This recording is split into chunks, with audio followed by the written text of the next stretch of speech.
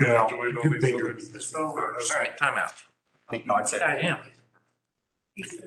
You're probably mid. How dare you? I'll never talk about those. Like one of the new, things over like 7 states reached their market. I think so. I think he's much happier with that. Yes. Except we were on. You too. Oh, okay. It's 27 years. I'm like, I started right in college. I could be your mother. I didn't start in college. I was a late bloomer, but if I was an early bloomer, Yeah. you could be my son. And I feel bad he hasn't. All right, good evening, everyone. I call this meeting to order at 7:15. Welcome to all the guests. First order of business. Approval of the agenda.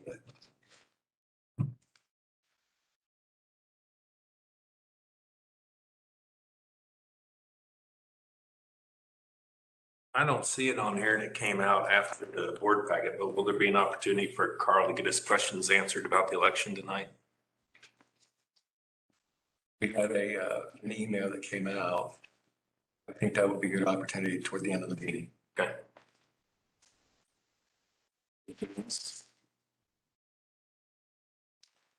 Need a motion to approve? Don't move. Second? Second. Yes. Jason.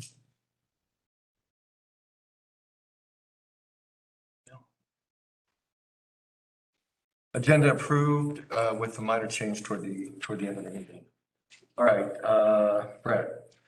All right, so we're going to go through some of the meter pulls. So last month I brought rules and reg updates and sort of a recommendation around our project around replacing the meter pulls.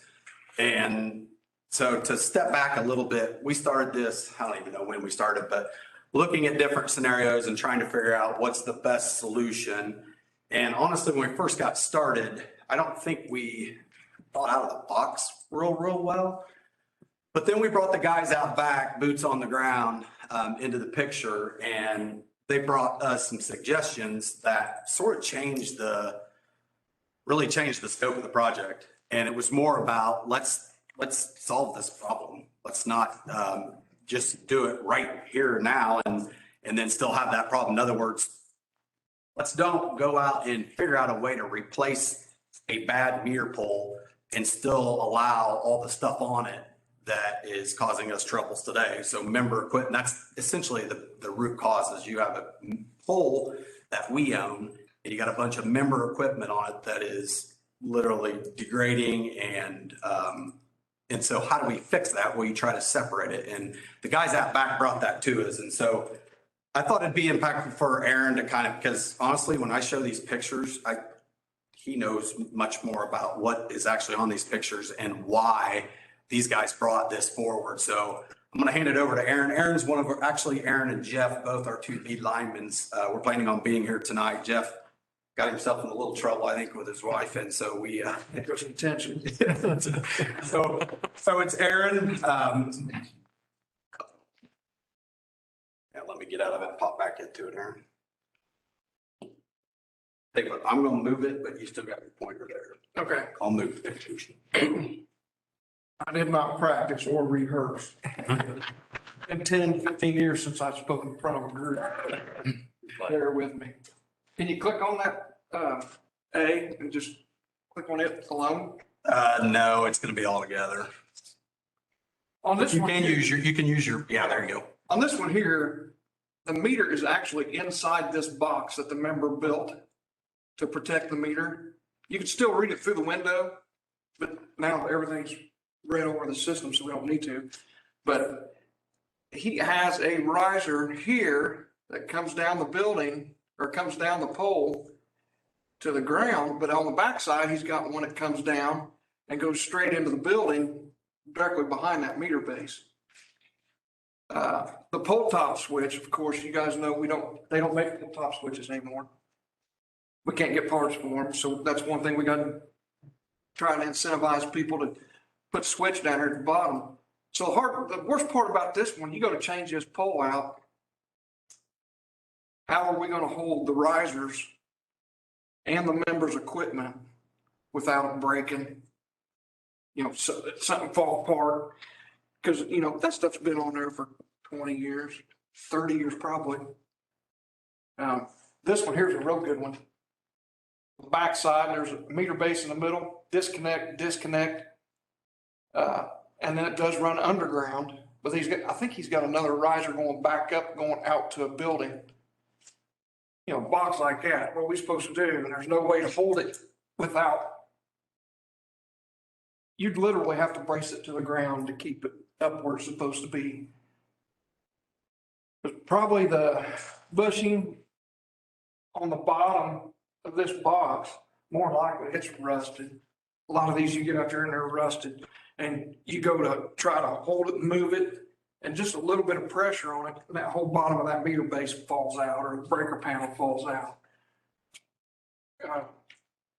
Move to the next one. Yeah. This one here is more of an accessibility. As you can see, there's no way to get to it with a truck. He does have an overhead service there. We're coming in the top and he's going back out.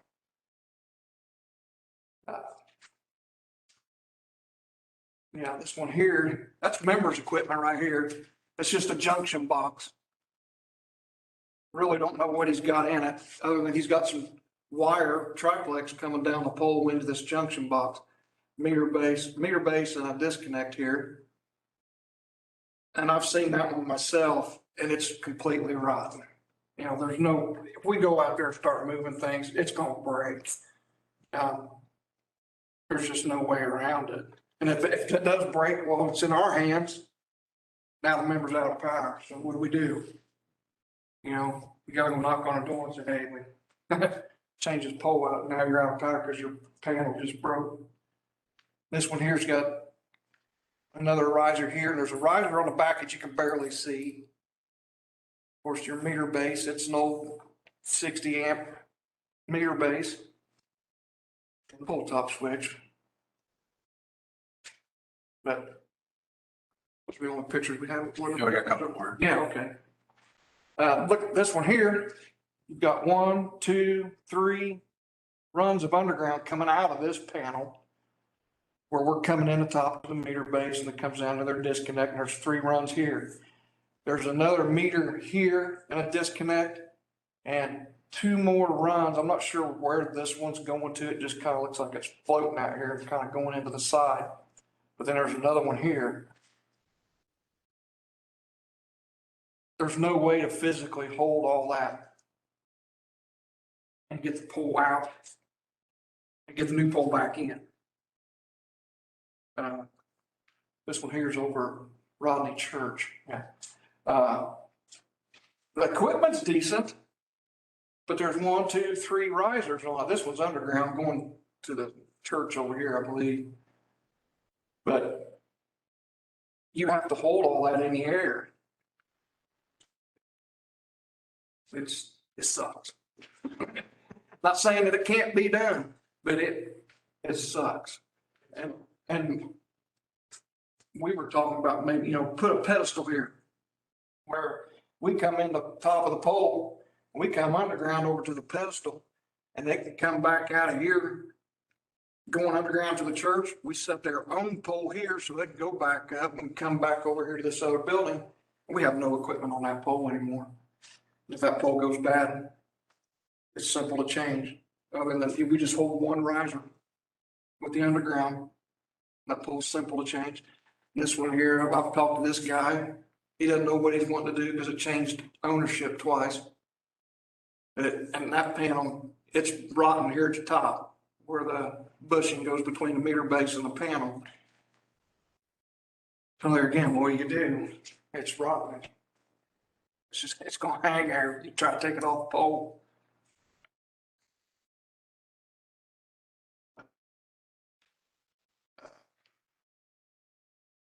Those are the different scenarios we've got out there.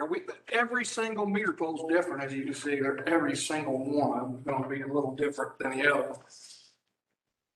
Yeah. You want to sit here, you can. So I'm going to go through the rest of this, and again, Aaron's here to answer any questions as far as sort of, boots on the ground and some of the struggles that they deal with on these meter poles. So in all solutions, no matter what we do going forward or what we agree with, how we want to do this, all solutions in all scenarios, these are the main things that we want to do, right? So number one is, no matter what preferred method we go down or solution we go down, our preferred method and what we're going to be trying to talk the member into is to move to a meter pedestal, move to the side of the house. You can even put it on a 6x6. There's a few different other ways of doing it, but really separating our equipment from the member's equipment so that you don't have those scenarios that Aaron just went over. So no matter what, that's the first option we want to go to with the member, right? So the first thing we're going to be talking about is, hey, we really need to separate these two and kind of go from there. That's the preferred method. The second thing is if we can eliminate a pole, so we have no pole maintenance, nothing to worry about as far as that pole, we'll do just like our rules and regs allow us to do today, which is to justify out going underground. In other words, there's a cost and a maintenance cost for a pole, and if we can get rid of that by just simply going underground on our side, we'll look at the cost of underground, offset it with the elimination of the pole, and if it makes sense, we're going to do that, right? That just makes long-term sense. And then also we had said something that I don't know exactly what this looks like, but there are going to be members that just don't have the dollars to do some of the stuff that we're wanting to do. So we talked through sort of how we would do payment arrangements, and I don't have a plan sitting here in front of you. I'm just saying that we would definitely recommend us to do some type. And I know last time we all talked about this, it was like a tiered, maybe we'd do some type of tiered payment arrangement or something like that. I don't think you want to get into a payment arrangement for over a year and a half, 2 years, but where you could do it for 6 months, a year, or something like that. So we want to do those and no matter what solution we end up going forward with. So last month I brought you what our recommendation was, sort of the feedback was, as well as there any other way that we would still own these meter poles when it makes sense, right? So we sort of came up with what that option would look like and then some pros and cons. So I'm going to take you through two different scenarios. Scenario A is the member does not want or agree to have the equipment transferred to a new meter pole. So they're just saying, this is your problem, not my problem, right? And we know this is going to happen because we've already had some of these happen. So our recommendation would be we set a new pole next to the old meter pole. We transfer the secondary wire, right? So that's the wire that's coming from the transformer or whatever. We transfer that to this new pole that's sitting right next to that meter pole. We tether the two poles together, again, removing liability. We send a letter of disconnect. So basically, essentially what we would do is we'd say, you got 90 days to get someone to move this over. And if you don't have the funds to do it, we'll pick somebody to do it and put it on a payment arrangement.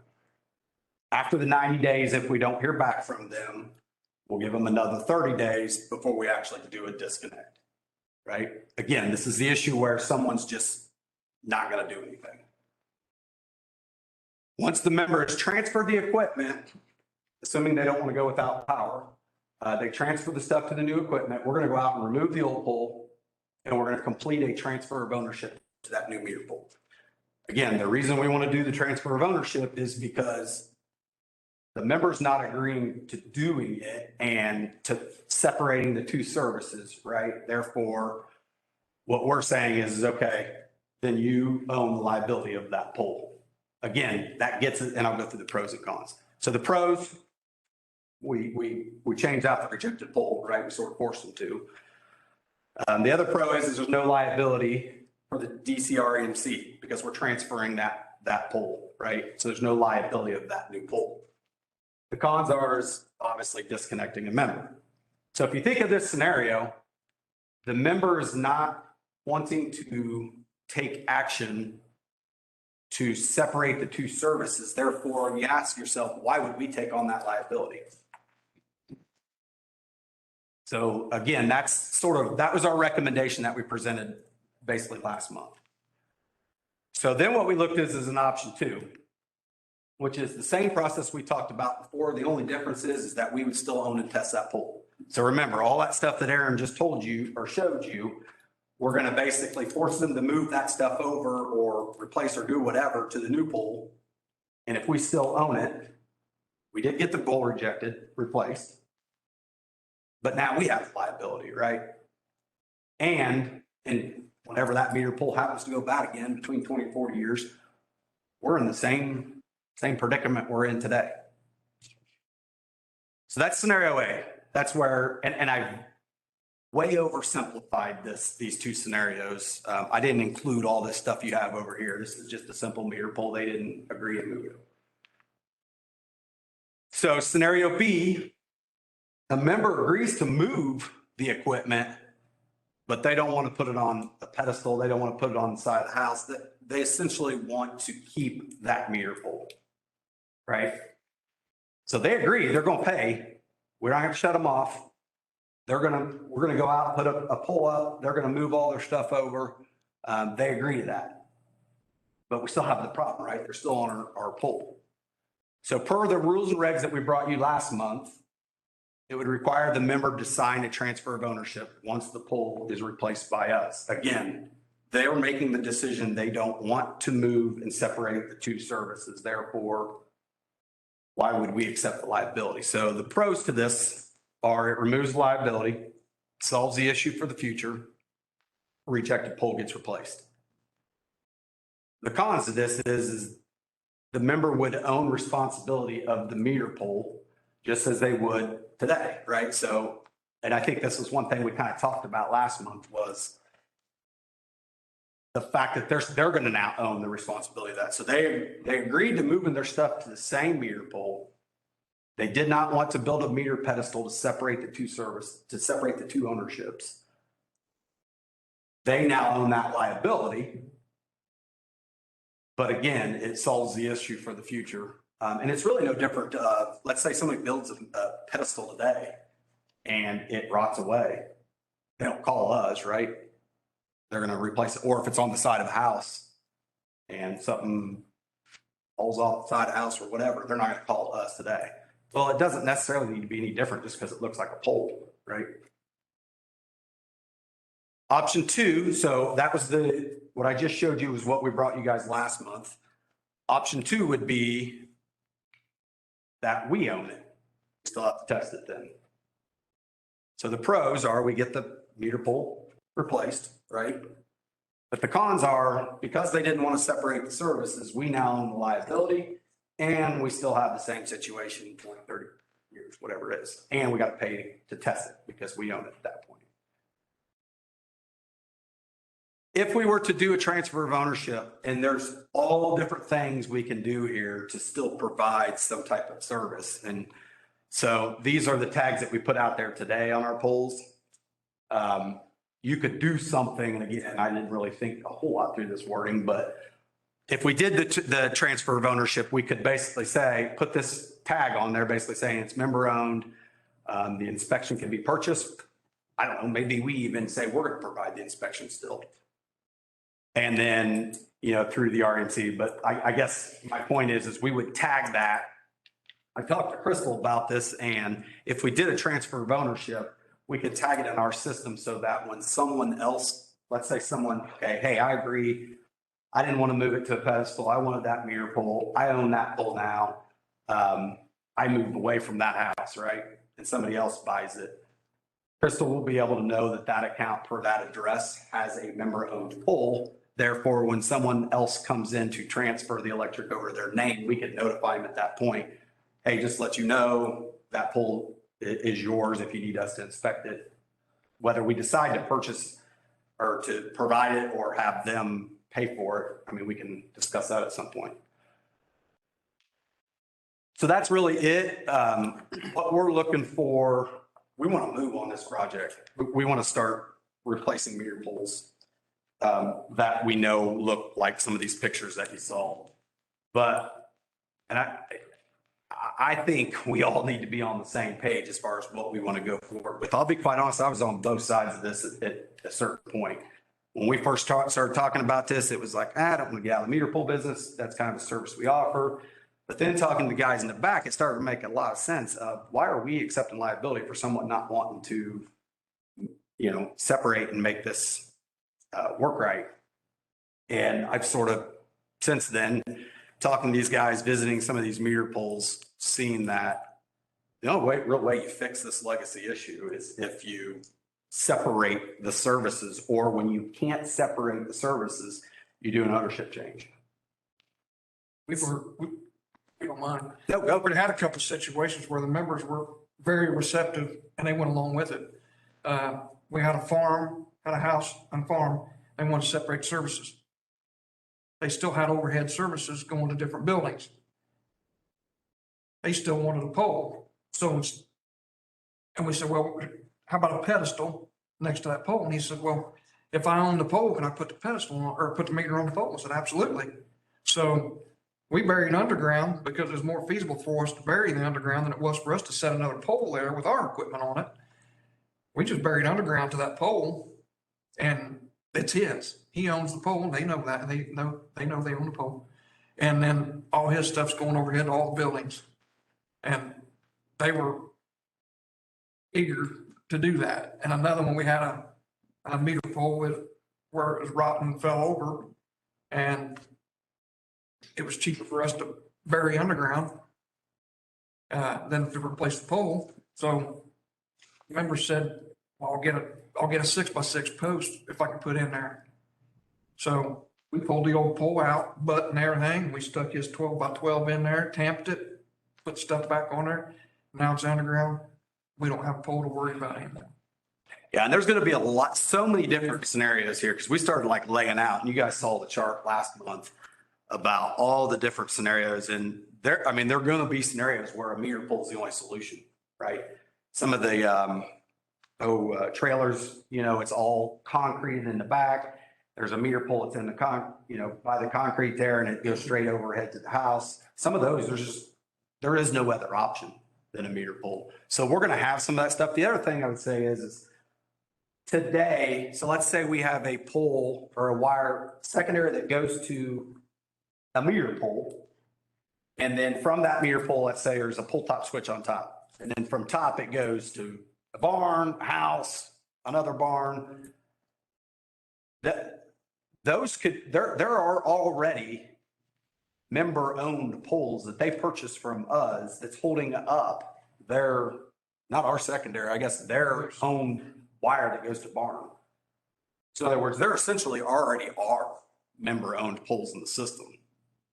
Again, where they needed to keep the wire above a certain height past the meter to go to a barn or whatever else it is. Those exist today. So we already know that it can be successful to move to a member-owned because we got them today. What do you do about the situation there where there's a lot of security lights? So security light, the way that'll be handled is we'll actually place a new pole. So if the only way, and this depends on the scenario, because there are some security lights that, if like this one right here, you want to explain how you would do this one per our new requirements where they would own the meter pole? If I was to do this and design it, we'd set a new pole right here to the left of it. And it's our security light, so that would go on our pole with our secondary hitting that pole. They would have to build a pedestal, basically where they've got their equipment now. And we would just run underground down our pole over to their pedestal. And then they can, Their responsibility. yeah, it's all theirs. Or But the pole's still pole light. pole might be ours. Yeah. Security lights are our poles. There's no question on that. But it wouldn't have any of the members' equipment on it, Correct. just ours. But in this case, you'd still have to replace that pole because it's red tagged. But then it would fall on ours, it's ours, we don't have their equipment on it, that pole would be gone. Yes, you'd still have to do a pole for pole. You're gonna have to do two poles, but we would still own the meter pole. They would own all the equipment on their pole. It wouldn't be a meter pole anymore. The pole that our power comes in on would be. Then it's considered a lift pole because there's no meter on it. Just like if you were gonna run triplex over 100 feet, and then you want to go underground from that, from there over to your meter, then that pole's called a lift pole. It's not a meter pole anymore with none of the members' equipment.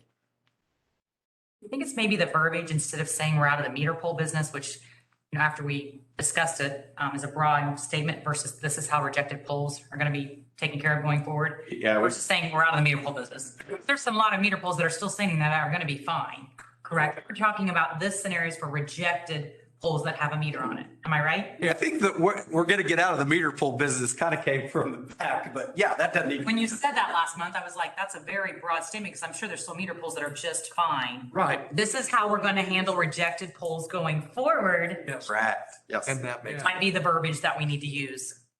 Because if everyone understands, well, I have a meter pole. What do you mean? Am I going to pay? Am I not going to pay? That's going to open up a issue No, for people that they're just fine. Yeah, no, where we're going to go with this is we already have a list of, 100 and single. yeah, just over 100. We're going to go attack those 100. Get This is how those. we handle rejected poles going forward with a meter on them. Correct. Yeah. Each year we test new ones. New ones are going to pop up and then we'll deal with those. But the current ones that are there and stable and fine, we're not out of the meter pole business. No, we've got plenty on our plate not to deal with those. Now, I will say though that new poles going in, we would not allow a meter pole unless, I say we won't allow a meter pole, but there are going to be situations where the only choice is a meter pole. Right. So you can't get out of the meter pole business. Well, And I don't Transfer the I don't want to, but I'm not even supportive of transferring the ownership because all you're doing is transferring the safety problem. It might be a safety issue 20 years from now, but it's going to be a safety issue. But they own it. Yeah, but if it still falls over and we can Sure. consolidate it and I'm paying a facility charge. So I'm paying for that pole or have for the last 50 years. So I struggle with transferring ownership. I thought we agreed to hire someone to go to each one of these locations, investigate it, determine what's best to do going forward based on each one because they're all different. That I 100% support. I don't support transferring liability. We will need to know what solutions are available to the member before we send letters or start attempting these. So that's the whole, we met with legal on that, and that's the whole idea is we need to know what are we allowed to do and what are we not allowed to do.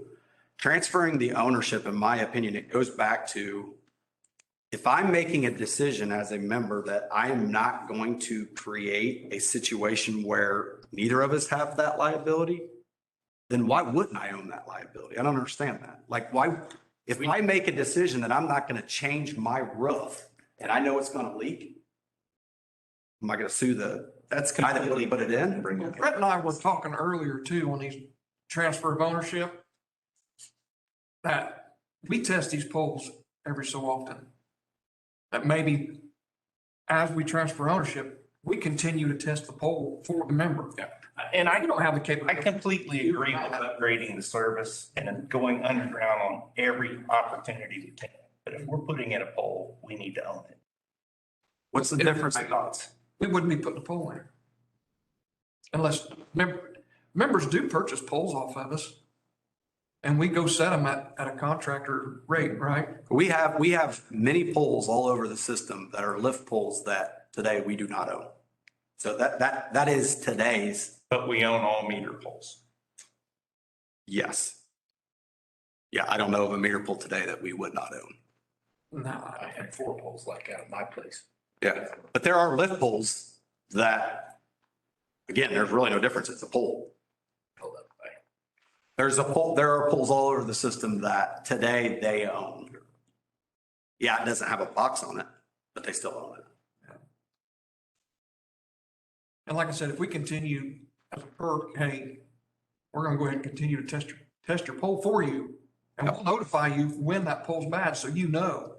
It won't be an issue of, well, my pole fell over, nobody said it. But I truly believe if all of that, a lot of the members are going to want to go underground service. And that's why I think each one needs to be handled individually. Yeah, I agree with you. Because you take 50 poles that are bad, more than likely, every one of them's gonna be a little bit different than the. These, yes, I agree. And that's why I feel we have to treat them differently. You're right. Every scenario is going to be, But that's where the liability or the ownership, I should say, should still be on us if there's a meter pole.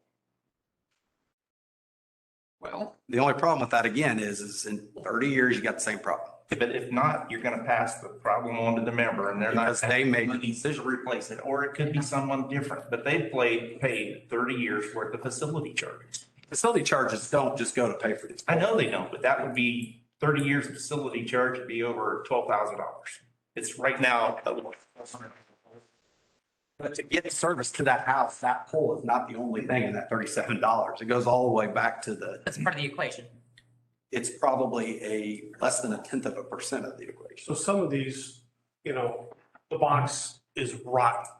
If we were to move it, and even if we were able to put it back on without breaking anything, that box is rotten. Let's water in. Water and electricity don't mix. Catches a fire. Yeah, but that's what the individual that we're gonna send out there to inspect and coordinate all this work is gonna come back and say, this, and this has to be done. No, because the individual that we're going to send out is not going to be an electrician. It's going to be one of our guys. I thought we were gonna hire the retired meter tech, Exactly. He's not an electrician. He's not qualified to be able to but say. he would be able to see that it's rotted. Yeah. on that facility charge thing, I get where you're coming from. I'm a member too. It's no different than having a meter on a house and they've never had a meter pole. They still pay a facility charge. And that's where I say, I completely support upgrading their system. And if it can be moved, we encourage them to move it, even if we throw them an incentive. Right, throw them a bone, they'll, Yes. likely they're gonna do it. I mean, because again, I don't know what the meter pole now costs. 2 years ago, it was $900 to replace. So that's an incentive we can give them to move. Here, I touched on something before, like we put a new pole next to number H there, or letter H. And they say, okay, you got a new pole for me. I don't want to have to pay somebody to move all this stuff. We still have to replace that pole no matter what, though. Correct. You can't just set a new pole and leave that one there and say that's yours now. No. Okay. No. Like Brett said, we would. They don't wanna do it, and we kinda incentivize them to do it.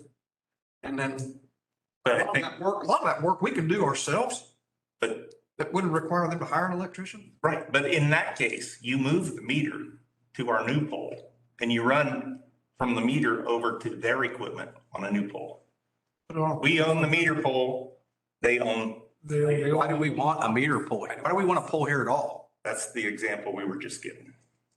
On that, You can run it underground, that's 100%. Security light, it didn't meter. yeah, on We that, own that meter. We do not own the box the meter is in. All this other stuff on here, but the security light, the wire coming in and that meter, actually, the box they own. yeah, Everything else they own. if I wasn't clear on that one, the pole next to it would just have our triplex coming in, the security light underground coming down.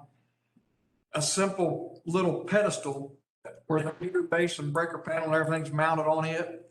And their underground's coming right back out of it, going wherever. And then their equipment is right there on their own pedestal, not on our pole anymore. Our meter is on a pedestal. Right. So it's a catch 22 here. Well, I'm saying, okay, we own the meter, but we don't own the box that it's in. That's I correct. guarantee you 99% of the people out there think that box is REM6. oh, they do. Probably. It's because we gave them the box, right? Right. So I mean, For $1. no, not even $1 for the Their box. bases are free. Yeah, it's not, it's, Don't you think the ultimate is going to be how much cost it is to our members on their own? That's where the bottom line is. How much, and it's going to be a different case scenario. So I don't know how a blanket of scenarios can cover it all when it's going to be a different cost. And, H and I would be like, yes, please do it underground, put it on a pedestal. When G is saying, I'm not spending a penny. It's your guys'. I don't really care. Or XYZ, my owner of this land lives in Illinois. He doesn't care what happens to this. I think it's just going to, what's the cost to our members? And that's going to be scenario one at a time where you can't come up with this blanket. I mean, it looks good to have it all in one scenario, A or B, but I think there's A through Z. There's a lot, but we can still follow the philosophy if there's a pole that we did not separate, right? If there's a pole in our system that is the same, all these pictures that we showed you, and they make that decision that it's the same way, then they own that pole, essentially. It's the carrot or the stick. Yeah. Anybody who will work with you, you will you will. Incentivized. Fine. Yeah. It's the people who say, go to hell, we're not gonna do anything, that you transfer the liability to. Well, no, you don't transfer the liability. You cut off service. Which was one of the options. Right, which would be the logical thing. So then they're either gonna say, yes, we're gonna spend the money, or we can remove the pole altogether. Right. So the bottom line is, we're hoping that you're gonna be able to work with your retired tech.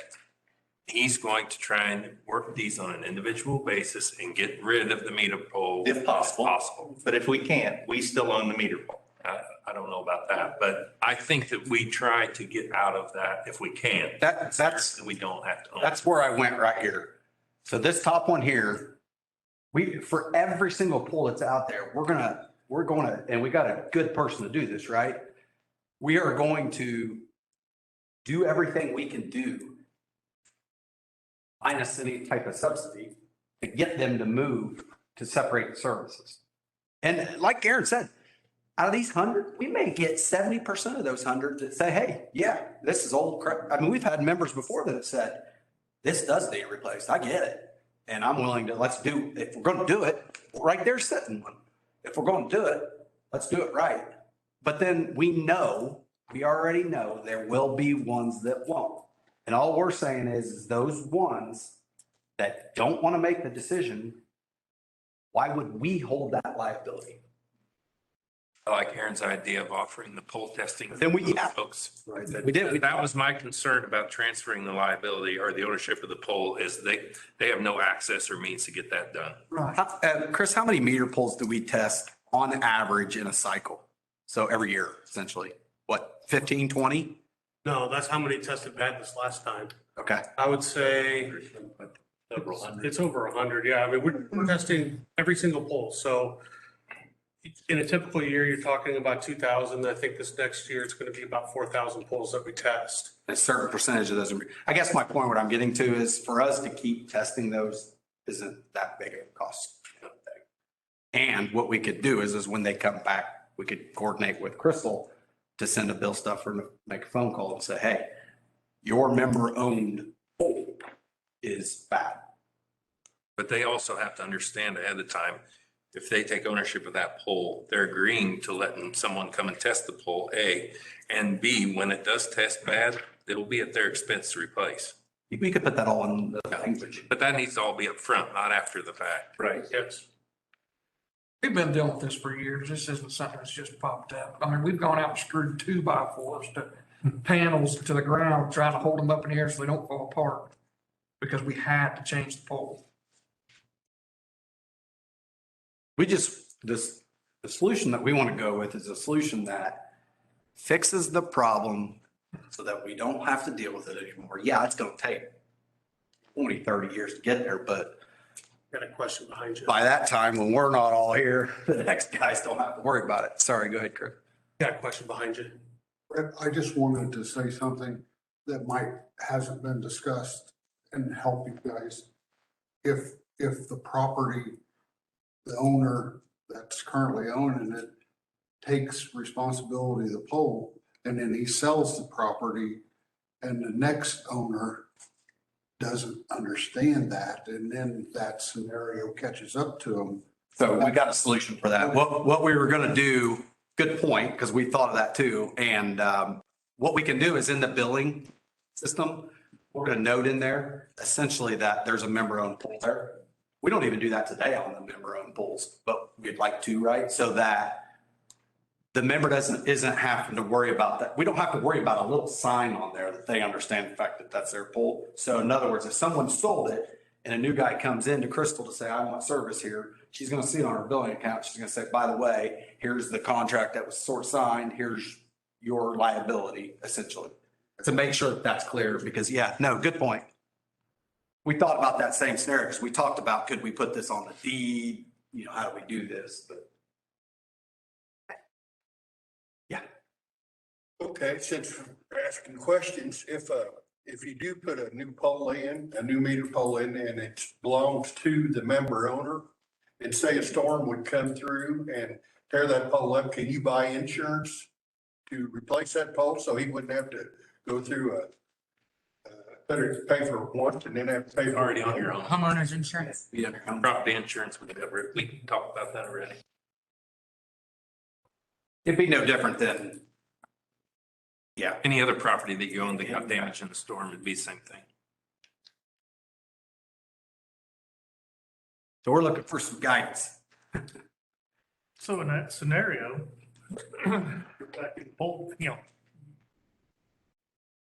If the pole falls, yeah, they can purchase a pole through us. We'll deliver it and set it. We do that all the time. Set it next to it and they can transfer everything. But then we're not responsible for transferring our stuff at all. Correct.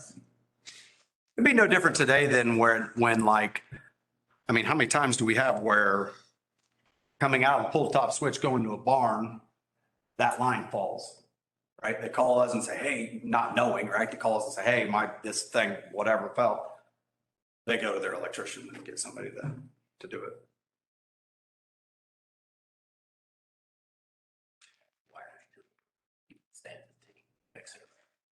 And the other thing that I think to note on this is the whole put a pole up, tether it, change our secondary. That's all about taking that risk off of us at the immediate need, right? Just that's the number one thing we're going to do. The whole 60 or was it 90 and 60 days or whatever that was, that came from a co-op that they were going through the same thing. And what they learned is if you put a pole up next to it and you tether it, guess what? It'll be there forever. It'll be there forever. We've got some. Yeah, we do. He showed me one the other day. So I don't know what percentage we're going to have to transfer ownership to. That's the route we go. I'm hoping that's a very low percentage. I don't know how many disconnects we're going to have to do. Hope it's a low percentage, but let's be honest, it's going to happen. There'll be some. There will be some. So what do you need from us? You said. I don't know that I need a vote or anything. I just need consensus of the board to say, go forward with this plan. Well, no, I need you to vote on the rules and regs. We have changed the rule. You gotta change the regs. Option. Which they're in call to order for last month, what we grew up with legal. If that's the route we go. I've been all over the board on this one, honestly. I think Aaron and those guys really helped out thinking out of the box and sort of coming up with some solutions. Again, to me, I don't want to fix this. After 22 years, it's as close as we've ever been to actually coming to a solution on legal poles. So Aaron, I mean, honestly, in your guys out back, the transfer of ownership would really be the best option in cases where they absolutely demand that they have it. That transfer of ownership. And then we're done. A group consensus of all us guys in the back. And then you're done. You don't have to worry about this. It's a lot easier to change a pole out when there's not a bunch of members' equipment on it. Yep.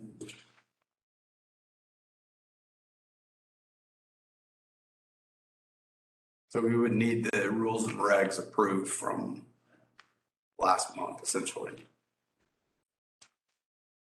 Or any other solution that we want to go. Biggest thing. That's what you had on last month's meeting, Brett? It should be in last month's under. He's got a question. I can see it. this is, Same summary. D, it's 15D. so what do you do when you got, in this case, you got a security light on top of a pole? You replace it. Customer puts a pedestal up. Puts that on there. Pole's there, lights on top. And they put a generator next to it with a transfer switch. Now we're back to the same scenario. The transfer switch goes on the pedestal too. We wouldn't let them. Saying they got it. The light is not metered. Yeah, the light doesn't have. The pole is still there and they put their equipment back on, some sort of equipment back on that pole. That's the same situation we have today with any pole though, right? I mean, if we run by. I'm just sitting there, we're back. Or are you saying they do it without our knowledge? Yeah, Oh, we have that all the time. Yeah, that's something we have today. And we've got satellite dishes, bird houses, clothesline. Go back in the same. And if we have to climb those poles, that equipment comes down. Have policies Stays on the ground. in place for And then they put it back up. unauthorized attachments. Back up, but you know, See, last change summaries, it states that Decatur County RMC will get out of the meter. Yeah, what's That needs to come off because there's a lot of meter poles that Just the rules and regs are the only thing we're talking about approving here. yeah, we're not gonna be able to get out of it 100%. I agree. See what you're saying. Jeff, is that in the red line? I'm sorry, I missed it. it was on 15D change summary. Yeah, I don't need you to prove that. Okay, so the summary, we're gonna ignore, Correct. and we're going to 15D R&R red lines. Correct. What we need to, and rule 4B starts the red line changes. Yes. I believe, go up and see if there's anything. You're So the date needs to be April 1st, right? It's so hard to read. Yeah, I'd have to change the lot. Yeah. Do we need to add in there that we would be testing their pole for them? No, I think you just need to tell me to do that and we'll do it. I mean, I guess we could. I don't think here, I don't think it would hurt. if that's what we're gonna do. I don't disagree. We can amend it to add that Whole test. post per, a legal review on it, whatever. So based on the R&R red lines, we're not getting out of the meter pole business. No, there's no way to get out of the meter pool business. That was probably a bad set of language, right? Because there's always going to be polls that we're not going to be able to. And that's Not what do we meter. find when our retired meter tech goes around and starts doing one, engineering each. Every scenario, you're exactly right, Jeff. Every scenario, there will not be one that's. Eventually, he'll come to a spot where a meter pole is gonna be the only choice. Right. So, But for this, we're going to transfer the ownership on that. no, it's not in this change, transfer the ownership. They shall be owned and maintained by the Okay. member. Yeah, I was going to say. Good sentence. And then would Rule 21 include the testing of of their poles that they own? Is that where we would put that in? That probably needs, that verbiage would need to be added on there. Yeah, I can come up with the verbiage if you guys make that a part of your motion to amend the red lines with the. I think she's saying doesn't need to go on. No, Jason, read this. Rule 21, I mean. that's where I would think it would go. Monitoring instruments. The RMC gives sole discretion that the meter must be placed on a meter pole. In such case, the meter pole shall be owned and maintained by the member. In situations where it has to be that way, or they're mandating that it be that way, it says the member will own and maintain that. Suzanne, what were you saying to add that possibly? Rule 21. Sorry, I'm trying to catch you. So I'll make the motion with the amendment for the Testing. testing of the member-owned pole. Just those poles, not all the other members. Correct. That has with essentially, it's gonna be a situation where it has to have a meter on it, or for whatever reason, or they're insisting that their equipment be on that pole. It wouldn't be for the other poles going across the barnyard, no. And we could put, so that.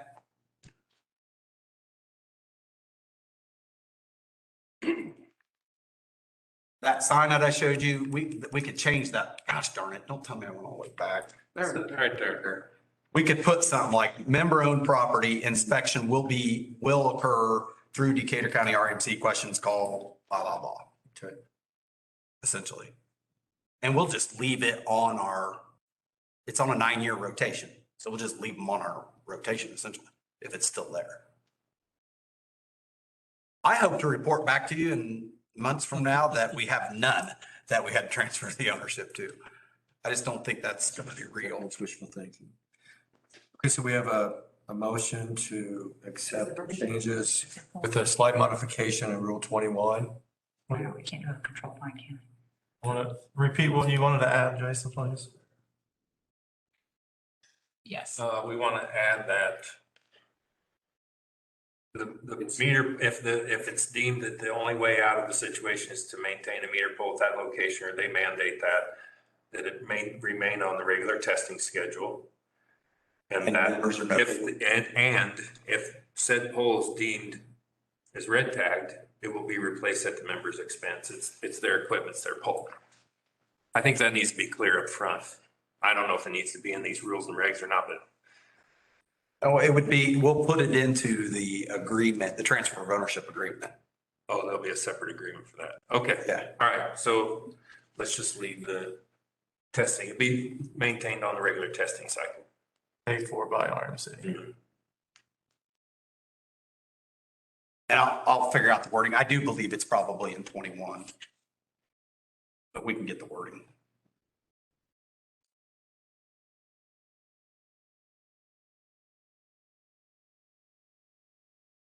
We have a first.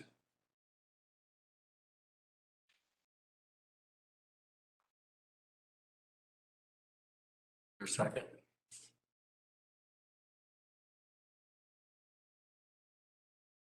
I'll say. Dale. We have a first and a second. Any additional discussion or questions? All in favor, say aye. Well, I'm still on B. Sorry. It's installed, rearranged, or relocated after April 1st. So if we're not moving it, we still own it. Correct. Correct. Okay. Yeah. So anything that doesn't hit, everything that's out there today until it gets rejected, we own. That we're not changing ownership to anything other than after April 1st. By the way, that April 1st is going to be changed, obviously. So what I think what you're saying is if there's a meter pole out there today, it's not rejected, but it's a meter pole, that is still our property until we do, until there's a change or it gets rejected. Well, even if it's rejected, it's still our meter pole. If there's just a meter on it. Well, let's say it gets rejected and we go out and we want to do a pedestal. They don't want to do a pedestal, so they do a meter pole. At that point, they'll own that new meter pole. So you're forcing them to own a meter pole. If they make the decision that they don't, We would replace it and then. yeah, you'd have to replace it. I'm not going to leave a rejected pole out there by any means. That's true. But what if someone's just got the wire coming down, the meter's right there and everything goes underground somewhere else? That's not their meter pole, it's our meter pole. Perfect place for a pedestal and go Yeah. there. That's a perfect solution. If they, and they agree to it, that's just it. If they like it the way it is, you do. Where does it state in here rejected? It doesn't. It doesn't. So that's what I'm saying. Those are still our meter poles. The reason we didn't put it, the reason we put the date and not rejected was due to the fact that anything new, Aaron, if we get this approved, Aaron does not want us out putting meter poles in new services, But right? new is completely different. That's completely different. I 100% support that and have all along. I just don't support forcing the members to own a pole once it's been condemned. Once it's been condemned. Once it's red tagged and we replace it, we're saying it's theirs. That's not what this says. That's where we're gonna do our best. Yeah, and I agree with that. I 100% agree with that. And I'm in favor of giving incentives, but we need to own meter poles. We will own the meter pole until it gets rejected and they don't agree to putting it in a pedestal. No, but if they want a new meter pole, we put a new meter pole. But that's not what this says. So at least that's not how I'm reading it. If they're not installing it, they're not rearranging it, or they're relocating it. They're leaving the meter right where it's at. It's on that pole. It's still our meter pole. Until it gets rejected. No, That's how we wrote the rules and regs. that's not how this is written.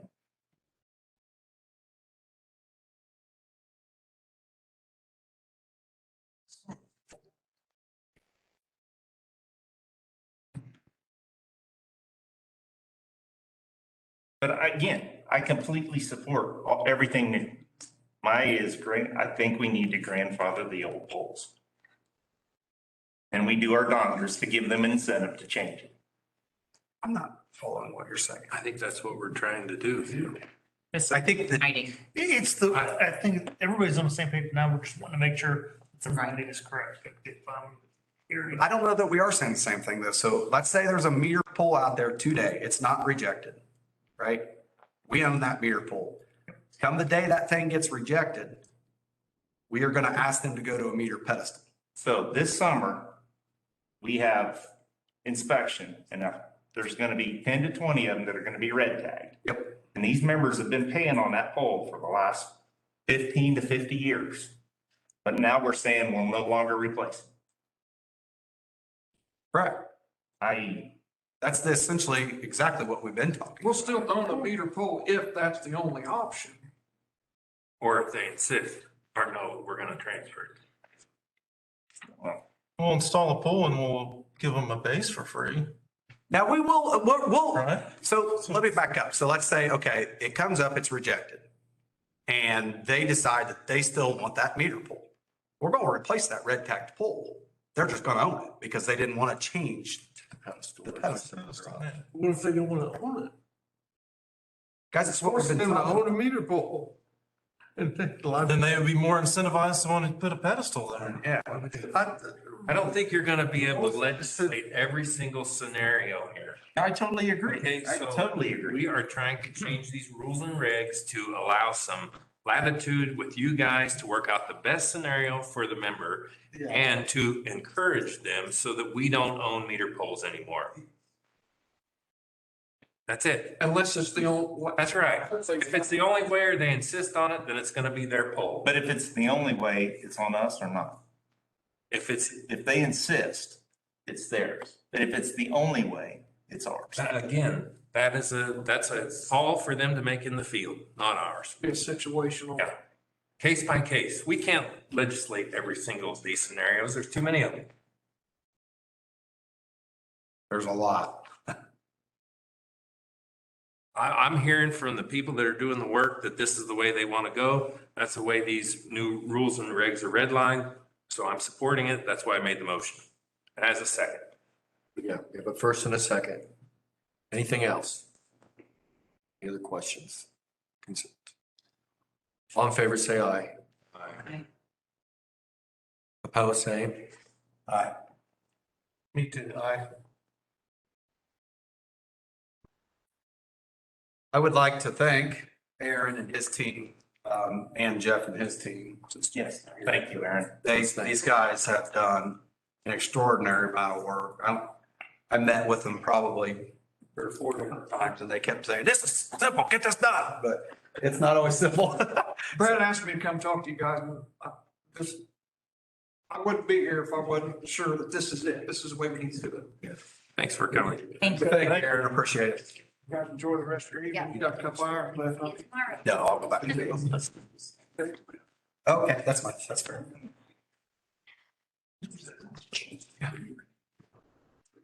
I just wanted to get Aaron going. Oh, okay. Go ahead. It'll take you to get. Do it after. It don't matter. It's up to you. Yeah, take 2 seconds. Yeah, go ahead and do that. Damn, I gotta go the other way.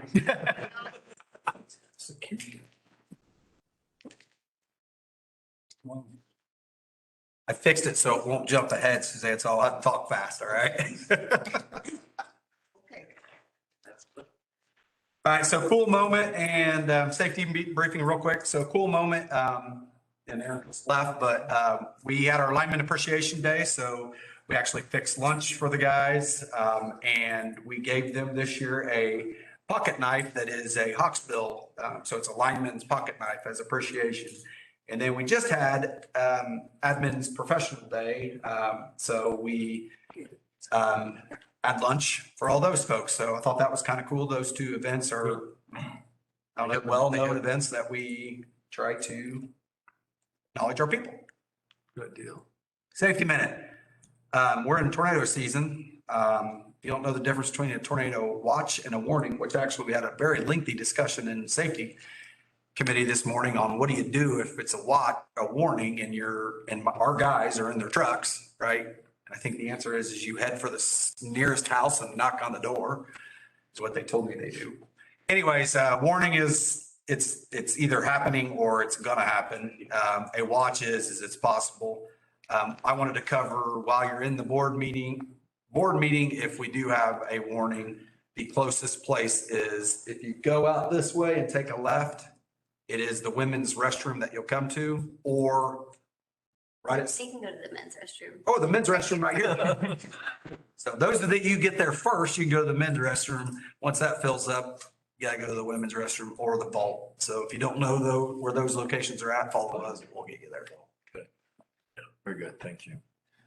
All right, the next item on the agenda is a member request to address the board. I'm going to ask Brett, turn off the video. I'm going to. So when we talked about the CT metering last month, we talked about when we hired the new meter tech, that we was gonna wanna need to get him a portable meter tester. So I got the estimate for that. It's $12,406. Just asking for approval to go ahead and get that ordered. Yeah, very salty. What's the lead time on that? It just says to be determined Oh, in here. Oh, that's great. Now let's get to Myra. So, yeah, I'm sure it's several weeks. what's the life of that? One that we have now is about 10 years old, and it just needs to be tested every year to every other year. But I think it will last a long time. So do you need a motion? Yes. Make the motion to approve. Okay, we got a motion, I'll second. got a second, and any quick additional discussion? All in favor, say aye. Aye. Opposed, same. Good, thanks. Thank you, guys. All right, Sam, you're up next. All right. I was going to give you guys an update about the RC2 program. I introduced that to you guys a little over a year ago and show you what improvements we made over the past year in 2021 with the investments and things that we've done in the IT world. It's like, me. Just as a refocus back and let you know what the RC3 program is in case you forgot, because it's been a while since we touched base on it. But it's the Rural Cooperative Cybersecurity Capabilities Program. And it focuses on developing tools and resources for improving the cybersecurity, minimizing and managing the cyber risk, gives us visibility into the cyber risk and cyber posture, as you'll see in the next few slides of how we're improving, and a basic framework to organize all that so I can present it to you guys in a manner hopefully that's meaningful to you rather than all my IT jargon. So wanted to touch base on some of the initiatives that that you guys supported with budget and stuff that we did in 2021. So we installed a SIEM, which is security information event management system through Rapid7. It basically collects all of our logs, and we have somebody watching that 24/7 to see if there's anything going on with those logs that could be an intruder or something obvious that we need to take a look at. So somebody other than me working 8 to 5, looking at things all the time. I completed a Purdue cybersecurity course. We turned on 2-factor authentication for my domain admin account, and then we deployed it for all of Office 365. The directors are the last people to get that deployed to, as my email stated that I'll be needing to collect iPads and get that turned on for you guys. And then we also turned it on for all VPN access. We installed an email spam malware filter in 21. Installed software to track IT assets, change management and project management for IT. And then we started doing vulnerability scanning on our internal network to make sure that we're patching appropriately and things weren't vulnerable from the inside.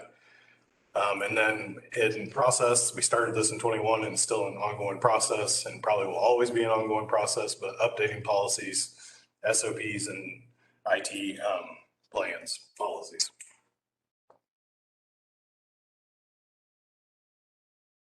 So the numbers, just to kind of show you how we moved overall, 2020, we did a baseline with the RC3 program. We scored a 262 on that baseline.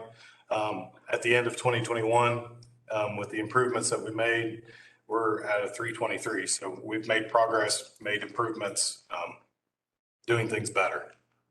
Assuming the higher number, the better. Yes, higher, the better. And what's 100%? I mean, you went from 262 to 323. What's optimal? 323 out of. I believe it's 500. That was 500. I believe it's 500. Probably will never reach 500. Just not possible. But, you know, you try to build on it. Like credit scores. Yeah. Because we have all these these are the different categories now they're broken down to that builds that bigger score. So identify, we've moved from a 48 to a 61. Installation of software that inventories and updates hardware is where most of that movement came from. Protecting the environment. We're doing the vulnerability scanning to ensure that the patches are installed. Once again, we're pretty high, so it's hard to move that needle that much further. That's why I said getting to 500 is really going to be really difficult and probably not really feasible. The tech, this is probably where we made the most movement, and this is probably where we spent the most money, and that's that SEAM product that we are having. So we're having extra eyes basically look at all of our data to make sure nothing bad is happening within it. They analyze and review all our logs. They process over 200 gigabytes of logs a month, and they look at around 6 million events per day through their software. I could not do that probably in a year. Respond is, well, we're always going to be moving. And luckily we haven't had to respond to anything, but as we develop these SOPs, policies, and plans, that needle will start moving and getting those out there and improving those. So we didn't see a whole lot of movement in that because I just started into that late in 21. And then recover, we kind of are stagnant on it, and recover is with our disaster recovery. We're making improvements with that this year because we're doing replication, but we didn't really do anything in 21. We had a backup appliance upgrade plan, but with supply chain, that still hasn't came in. So I'm about 8 months into waiting on that. Hopefully next week it'll come in. So that's a really quick overview of cybersecurity and how we've moved. If anybody has any questions, I'd be happy to take offline, deep dive into things. I don't think this is the right setting to get into the details of what we're doing, but wanted to give you guys an oversight and show that there are improvements being made. What's the latest on the iPad situation? The iPad situation, I'm kind of waiting to hear back from you guys as a whole, as a replacement. Overall, I think Call to Order is probably the best product for your board meetings. So iPads is probably the best way to go. I know I've showed Brett a couple different things, but the format and the history of Call to Order, if we change it, you're going to lose a lot of that history and quick visibility into old board meetings.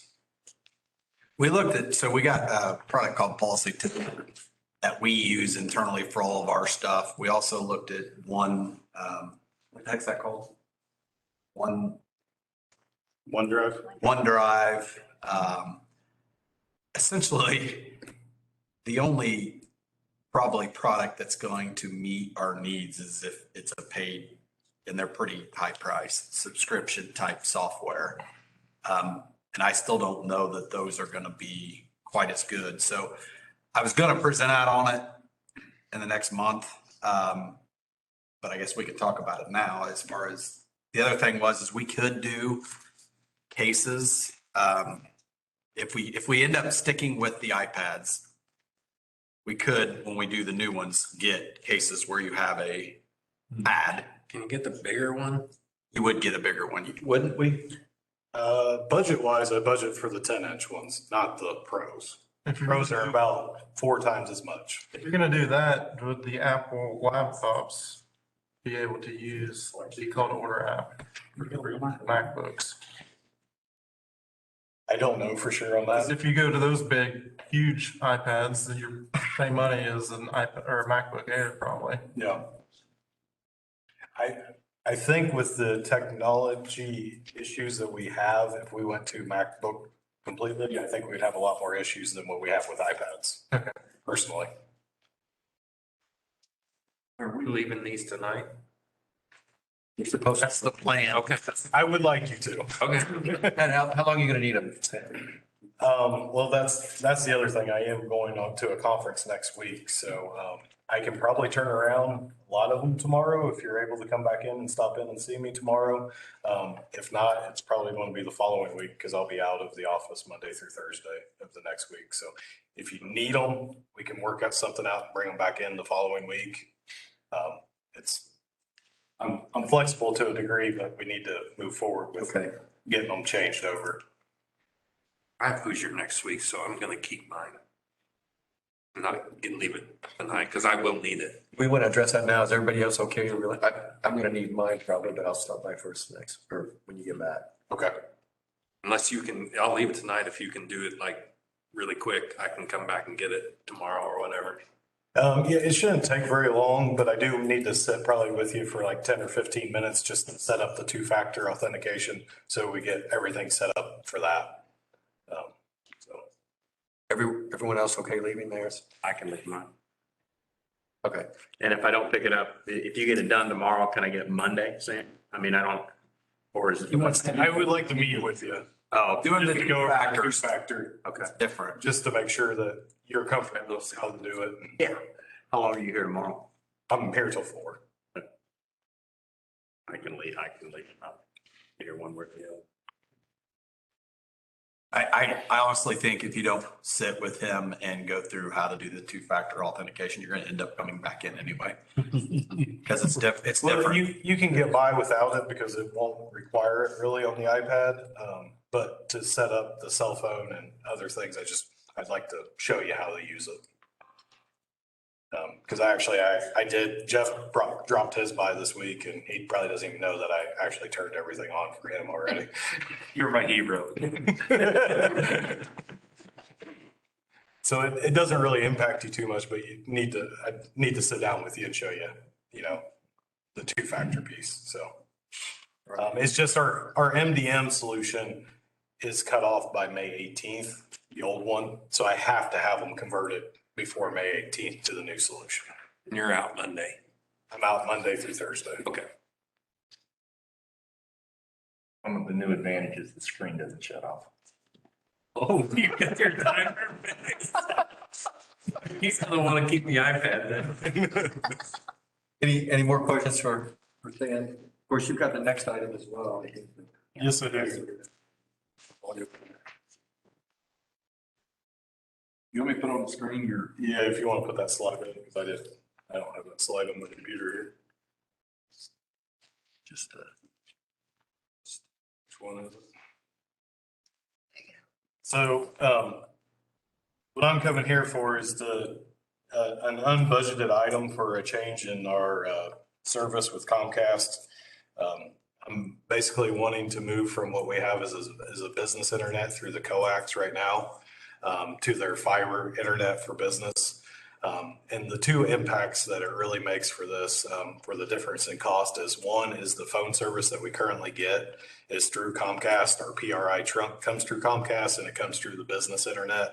The business internet has no SLA.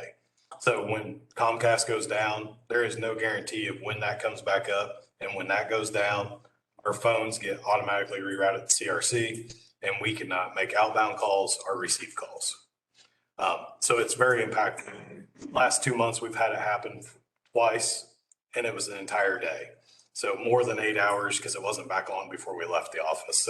So it can be very impactful for us not to be able to make phone calls from our phone system or receive phone calls. And then we're also having a cost with CRC answering all those calls during that time too.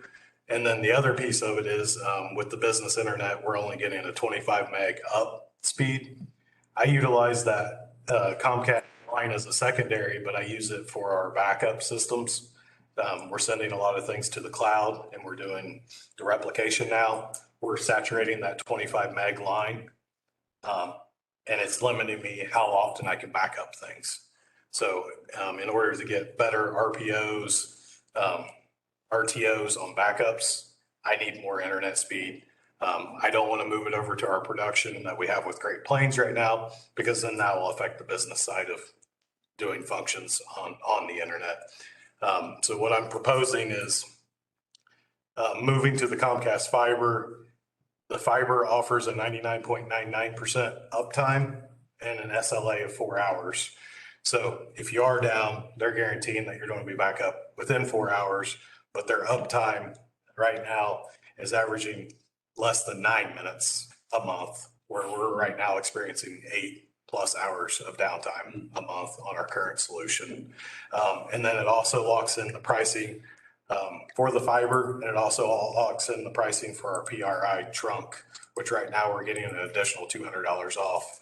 That comes out of contract soon. That could go back up if we can't renegotiate that. So looking at additional cost. Is this a new offering? From Comcast? Yeah.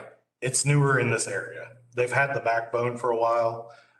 And the reason I can do it at minimum cost is because they've installed it over at Delta, so they just can come right across. I know the co-op's going on it. They're like super excited. They're changing down there too, so.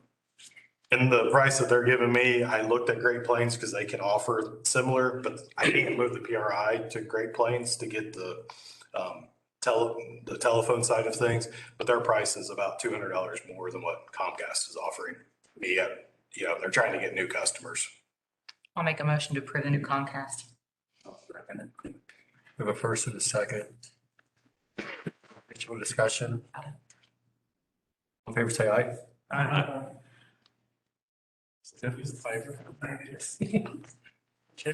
Thanks, Sam.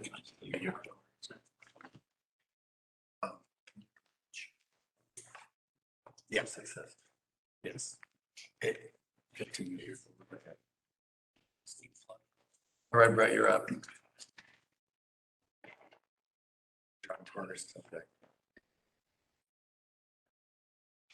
Don't start yet.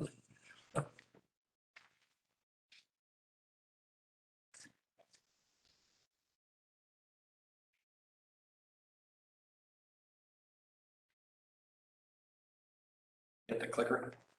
There you go. Thank you, sir. Thank you. Yep, thank you. Thank you. 30B. Thanks, Sam. All right, so I was going to go over a presentation that I gave in Kansas City.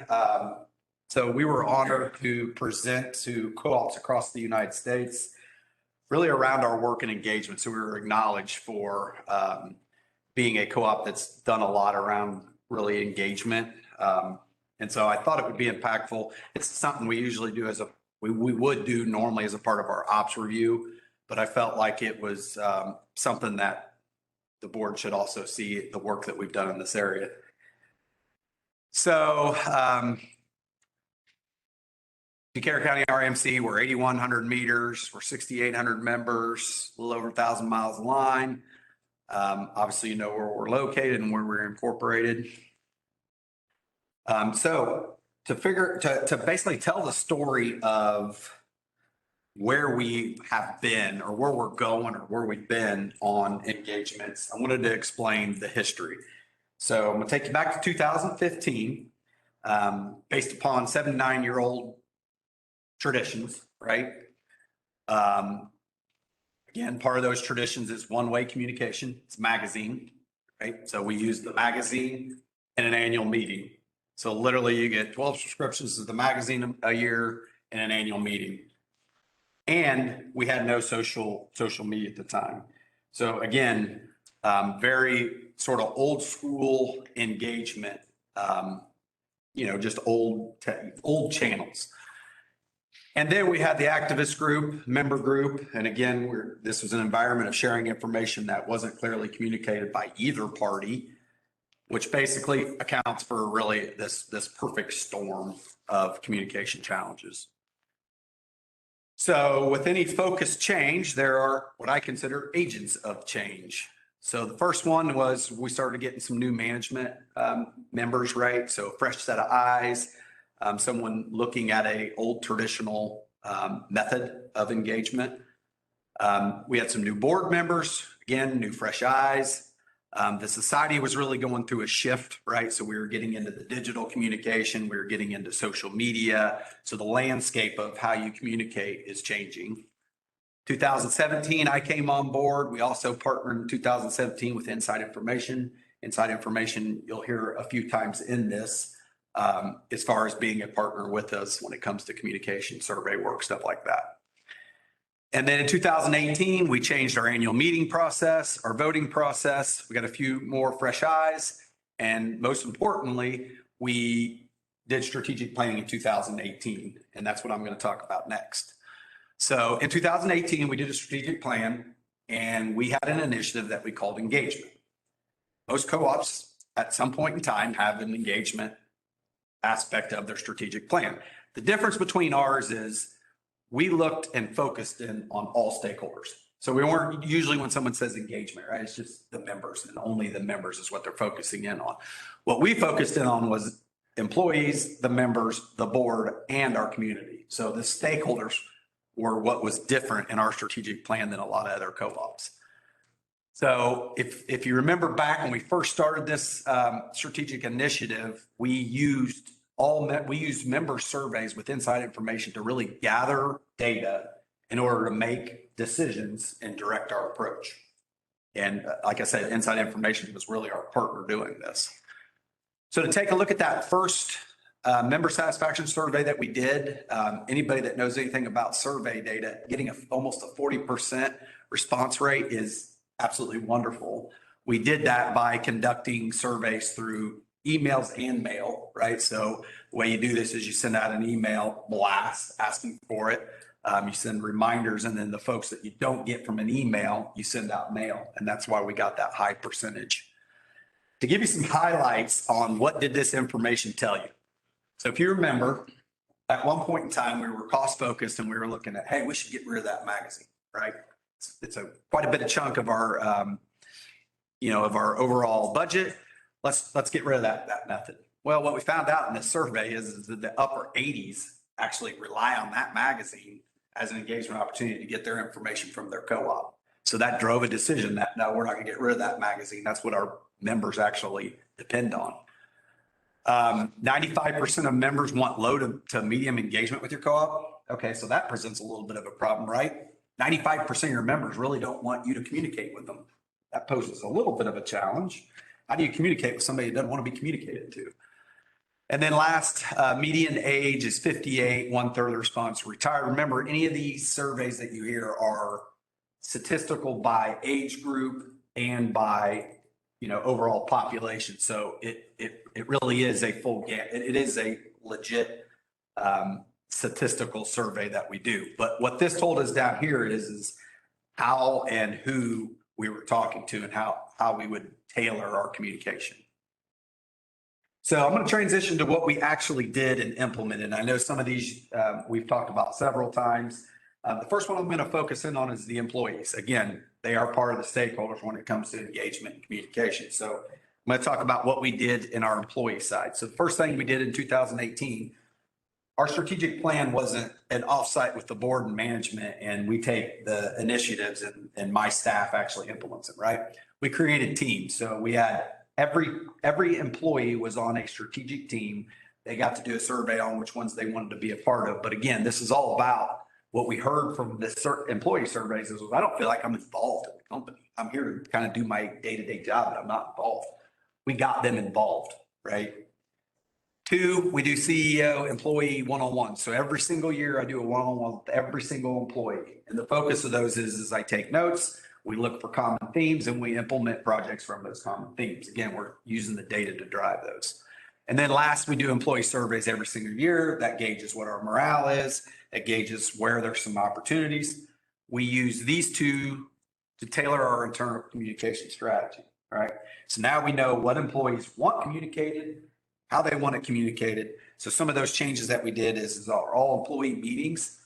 We actually broke into small groups because we thought, well, we could get people to communicate and engage if we put them in small groups. What we ended up learning was every group had a different conversation and employees didn't like that. So we heard that in the survey. So we ended up doing it all together.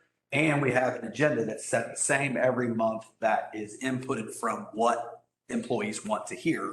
Second thing we did is we identified one person, one management, where all of our internal communication comes through. So anytime something needs to be communicated to everyone, there's one point of contact, and we use what we call a communication alert, which I think some of the board members get every once in a while when we send them out. That's board relevance, but that's a process we put in place to communicate to our members or to our employees. So now I'm going to shift gears and we're going to talk about the engagement things that we did when it comes to members, well, the other stakeholders other than employees. The first thing is social media. We didn't create a Twitter account and a Snapchat and a TikTok and a Facebook, and we did that strategically. We decided we wanted to be really good at one of them, right? So Facebook is the one we chose. We have goals set against how many videos we get out and how many posts that we do every single month. Again, we try to get those regularly to establish those channels through our social media. Next, surveys and email campaigns. Inside Information was who we've chosen for that. The amount of email blasts that we do that actually people click on for longer than 30 seconds is astounding to see. When I gave this, I gave some of those numbers and people couldn't believe it. So folks are reading our email blast or at least opening in for 30 seconds, maybe 31 seconds. But again, those have been very, very successful, the email campaigns and the surveys that we've been doing. Breakfast with Brett was created. The reason Breakfast with Brett was created was, I think everybody knows what it is. It's when I go to the different places, different diners within our territory, and basically there is no agenda. It's very informal. People can bring things in. We can listen. The whole point of those was, number one, to listen. And number two, it's an avenue for us to build relationships and educate where needed. Next is the Member Connect meetings. The idea of the Member Connect meetings was built upon the data that we heard where, well, I don't necessarily want to be communicated with. Well, why don't you want to be communicated with? Because I don't have time, right? So the Member Connect meetings was all about going to them. So there are several, I would say, we're in the hundreds now of Member Connect meetings where we actually have either gone to folks' houses, where I myself is sitting around the table with husband, wife, or been out on farms, all different types of avenues. We actually, in our magazine last month, we gave away a $25 bill credit to the first 5 that signed up, trying again to drive those member connects. And again, those are really about going to them and listening. Next thing we tried was a member advisory committee. Again, what this one was really about is it's a feedback channel, right? It's a, hey, what do you think about this prepay? But most importantly, it's building champions for the REMC, building those relationship channels. Next is open board meetings, then going virtual, then going recorded and posting. So what better way to get engagement from your members than to give them access to where decisions are being made? I mean, to me, when we talk about engagement, that's the core of it, right? So yes, of course, we opened up the board meetings. Then we get COVID that hit. So we bought the equipment to go ahead and do these virtually so that a member could still take part in a board meeting. It was just through a virtual method. Well, then we had the equipment and we're like, okay, we can record these and then we post them. And that way, if somebody can't make it during the meeting night, they can go and watch these. So not only do we allow folks to come here, be present, we also allowed them to do it from their couch. And then we also allowed them to do it at a different time rather than when the board meeting actually was. We changed our annual meeting format. Again, we went to more social gathering to try to attract young folks and families. We created a CEO corner where folks could come up and speak directly with the CEO. We have had to change this a little bit because of COVID, and we are trying again this year with the drive-through. But again, the whole format has changed from being just a business meeting in an auditorium to more of a, well, now drive-through, but more of a social platform.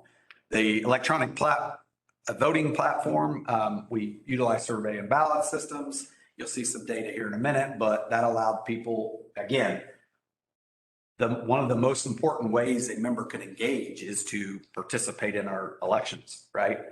We allow them to do that, basically for a month. They don't have to be at the meeting to vote. Again, it's all about driving that engagement. Town hall meetings. So we've done quite a few town hall meetings. We've been doing them virtual and in person, more virtual here lately. We've done them on right away. Crystal did one not that long ago on high bill complaints. And we actually did a rates one where the last time we changed our rate structure, we actually brought folks in with our rate designer, basically consultant, and allowed them to come in and understand why we were doing the change and to be able to ask questions to the experts that were creating those changes. We actually had a very good turnout for that one. And again, we plan on doing town hall events. There's a goal of so many every year. We changed our website design, and actually there's something that's called a contact form. So if you don't have an email for the REMC or you don't know how to get a hold of somebody, you can get on our website, fill out a form, put your email address, what you need. We will get back with you. Those are actually used more often than I thought, and also the website was redesigned to be able to be a little bit more user friendly. Last thing we did is we increased the earned media coverage. So we spent time building positive relationships with our media. So we got two radios and one newspaper. Again, this was about building those relationships with our media outlets. Surveys driving our decisions. I wanted to give you some examples of some of the survey work we've done. We've actually did a survey after one of our large outages. That was a 2018 ice storm. Wanted to just provide feedback so that we can make some decisions. We did a COVID response, and then we do one every year for annual meeting. This is one for around the COVID. We surveyed members to gather data to see how we performed, and we use that data to tailor our communication efforts. This is just a few excerpts of the data that you get back when you do a survey, right? So they give you some statistics here. They give you a heat map to know. This will be useful for when we do some targeted marketing type things of where to go and where maybe not to go for certain things.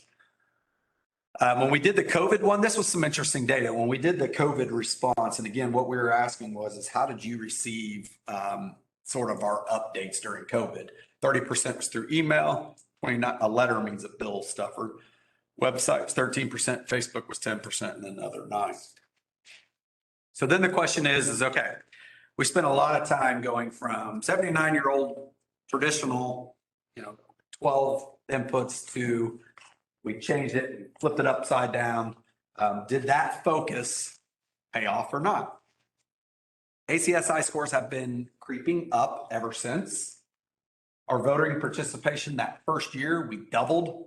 We did come down last year, and the thought around that is COVID, everybody was home, everybody voted because they got it in the mail. So it did come down a tick, but still, if you look at where we're at today compared to where we were, we've doubled that. And again, more opportunities because people can vote through the website, through Smart Hub, and through mail, and now they'll be able to do it at the annual meeting. So more opportunities for people to engage.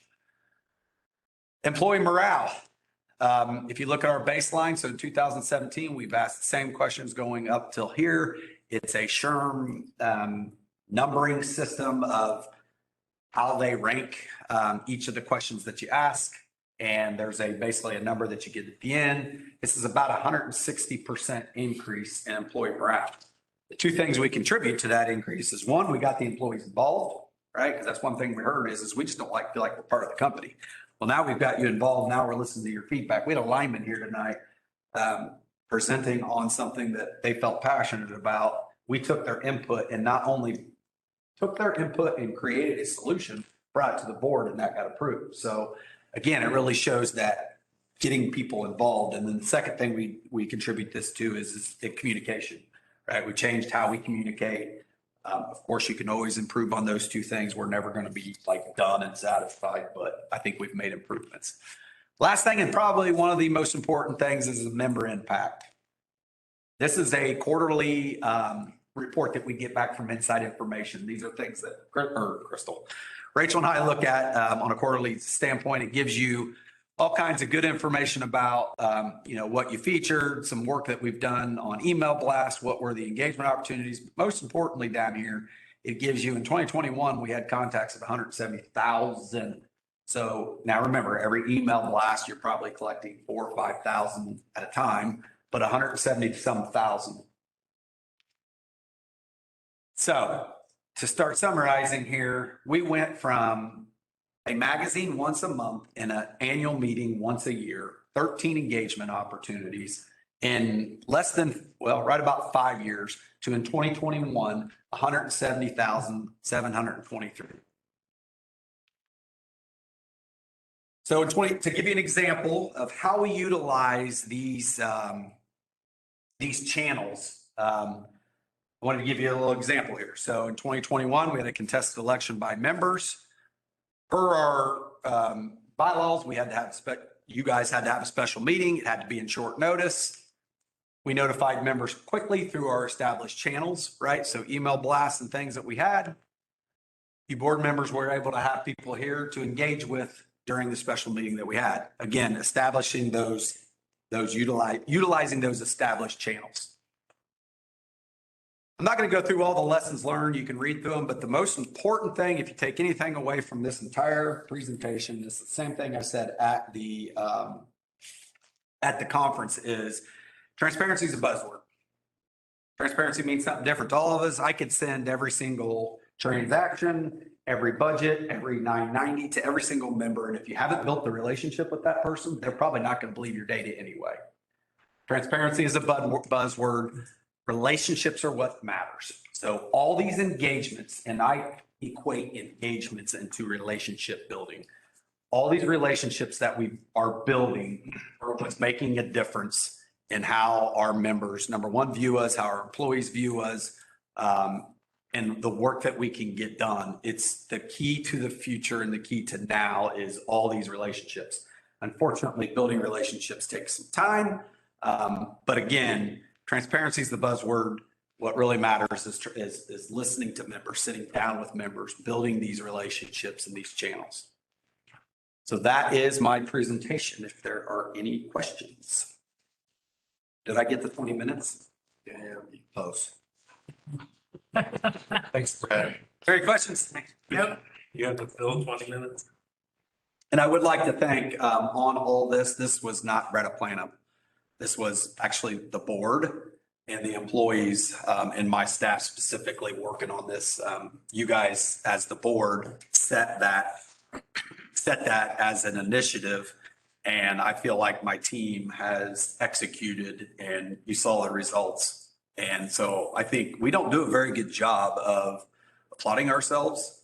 When I first got asked to do this, I'm thinking engagements. Why do they want me to talk about engagements? And then I started putting together the presentation. It was like, we're doing things that actually someone in the conference stood up and said, you are doing the things that all of us should be doing, but aren't. So that's the takeaway.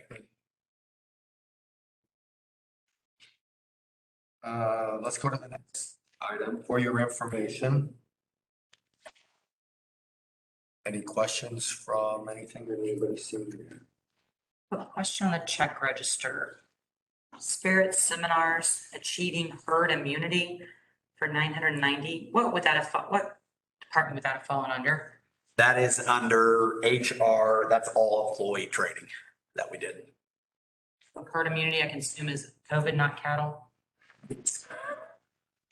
Yes. It was actually about, what's the right word? Crisis at the workplace. It was about like coming out of COVID, everyone was, changed, let's be honest. And so there, Everybody. yeah, this was offered up to the company. Yes. And then just a question on the credit card, the amounts that were at the Power Exchange Conference. Are there multiple employees involved? Yes. It was over $2,300 for meals. Yeah. So that was myself, Sam, Pat, and Jason.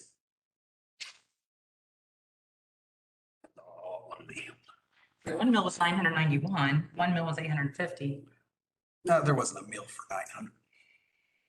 It's the cumulative that was reimbursed. What were you talking about? Page 3. Are you number 77 still? There was one for 991 and above for 70. Oh, those are registration fees. It says restaurant. Yeah, I don't know why it says restaurant. That's a registration fee. Well, that would make more sense than a restaurant. Should have said I registration. just noticed restaurant and I noticed 900. No, good catch. That's the registration fee. I just saw the R and hit the wrong. It says restaurant there, But yeah. when she coded it, she probably accidentally hit restaurant instead of Which registration. makes sense why Fordview were 121 versus, Yep, I agree. because the restaurant was over 2,300 if you calculate that. I'm just curious what restaurant and why I wasn't invited, I guess. I don't know. Good question.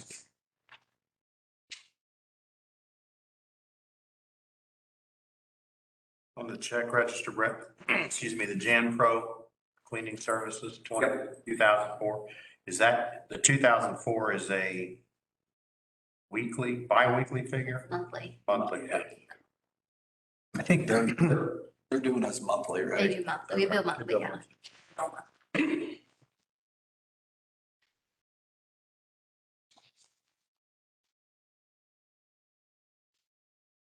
In the check register here somewhere. I don't know why it keeps coming up or why. The Indiana Statewide Association, $500 graphic design. That's a month? Every month? What's this entail? So graphic design is anytime we create any type of marketing literature. It is a fee that you pay. It's a due that you pay.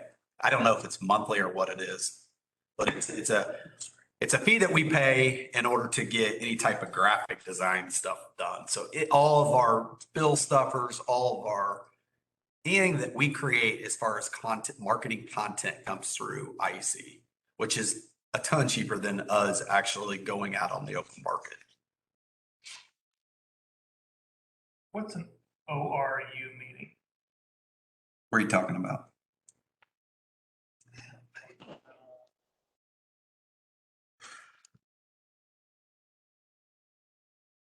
There was somebody did a catering for an ORU meeting. Where can you point to it? I'll give you a second now, but it's. Oh, it's Operation Roundup. That Where are was you as Operation? it? I'm trying. Yeah. Cool.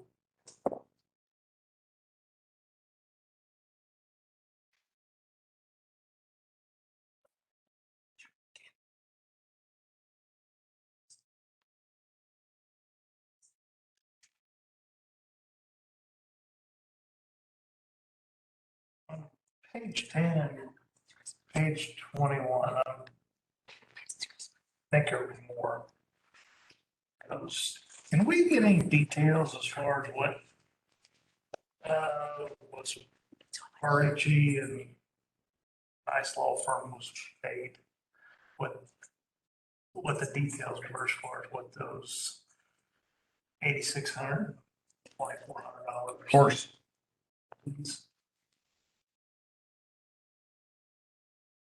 So which ones are they? I just, the legal stuff, I mean, there was 11. We spent approximately 60,000 and in the budget's 60,000. So yeah, I'm just curious what we.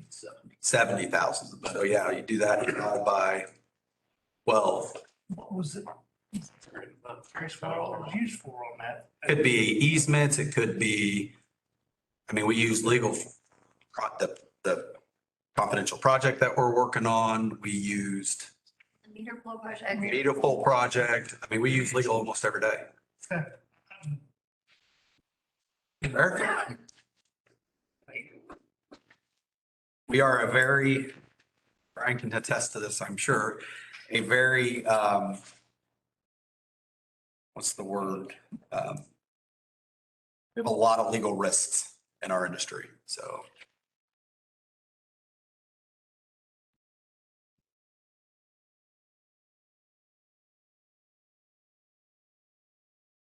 Anything else from anyone? For your information. Let's move on then to the minutes from last month. Should the nominating committee candidates that we stated be in the minutes? You know, I thought of that same Since we thing. stated them on, I mean, it's on the recording, but their names are not listed. I didn't know if there was a legal reason why that's not, or. I don't know. They probably just didn't put them on there, I guess. I kind of wondered if it should be the director, the district number, because it sounds like it's Suzanne's person and Jeff's person. It's really their district. You know what I mean? Oh, it seemed weird to me when I read it. I don't know why. I don't think it's a big deal, but On the fourth line, it's got, the vote was 5-4. The vote was 5-3. Fourth line. Am I close there, Jeff? We're at, Line should be 5-4. On motion made by Jason. Down one. Yeah, down one. 5-3. There you go. agenda. Track changes. 3? Yeah. And what else did someone state? You guys said. Down nominating committee, but You want to put those in there? I'm fine with whatever everyone wants to do. Maybe per district. Is there any reason not to? No, I don't think so. That's just how we got it from Brian. District, yeah, district Well, numbers yeah. and Nominating committee right here. Jeff and Suzanne's district. remove their names and just put district below and district. Jeff, what district are you? Reading.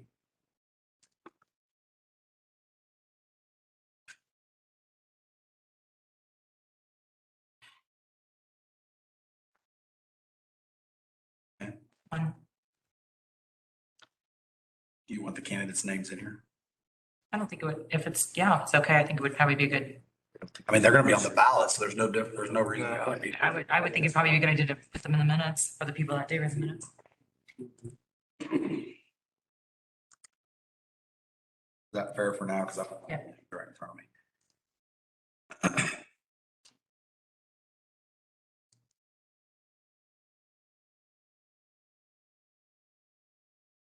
Want to see anything else? Motion to approve the changes.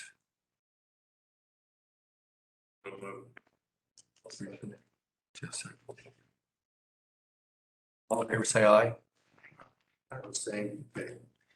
The minutes are approved. CEO update. Jill can Brett. Yep. One second.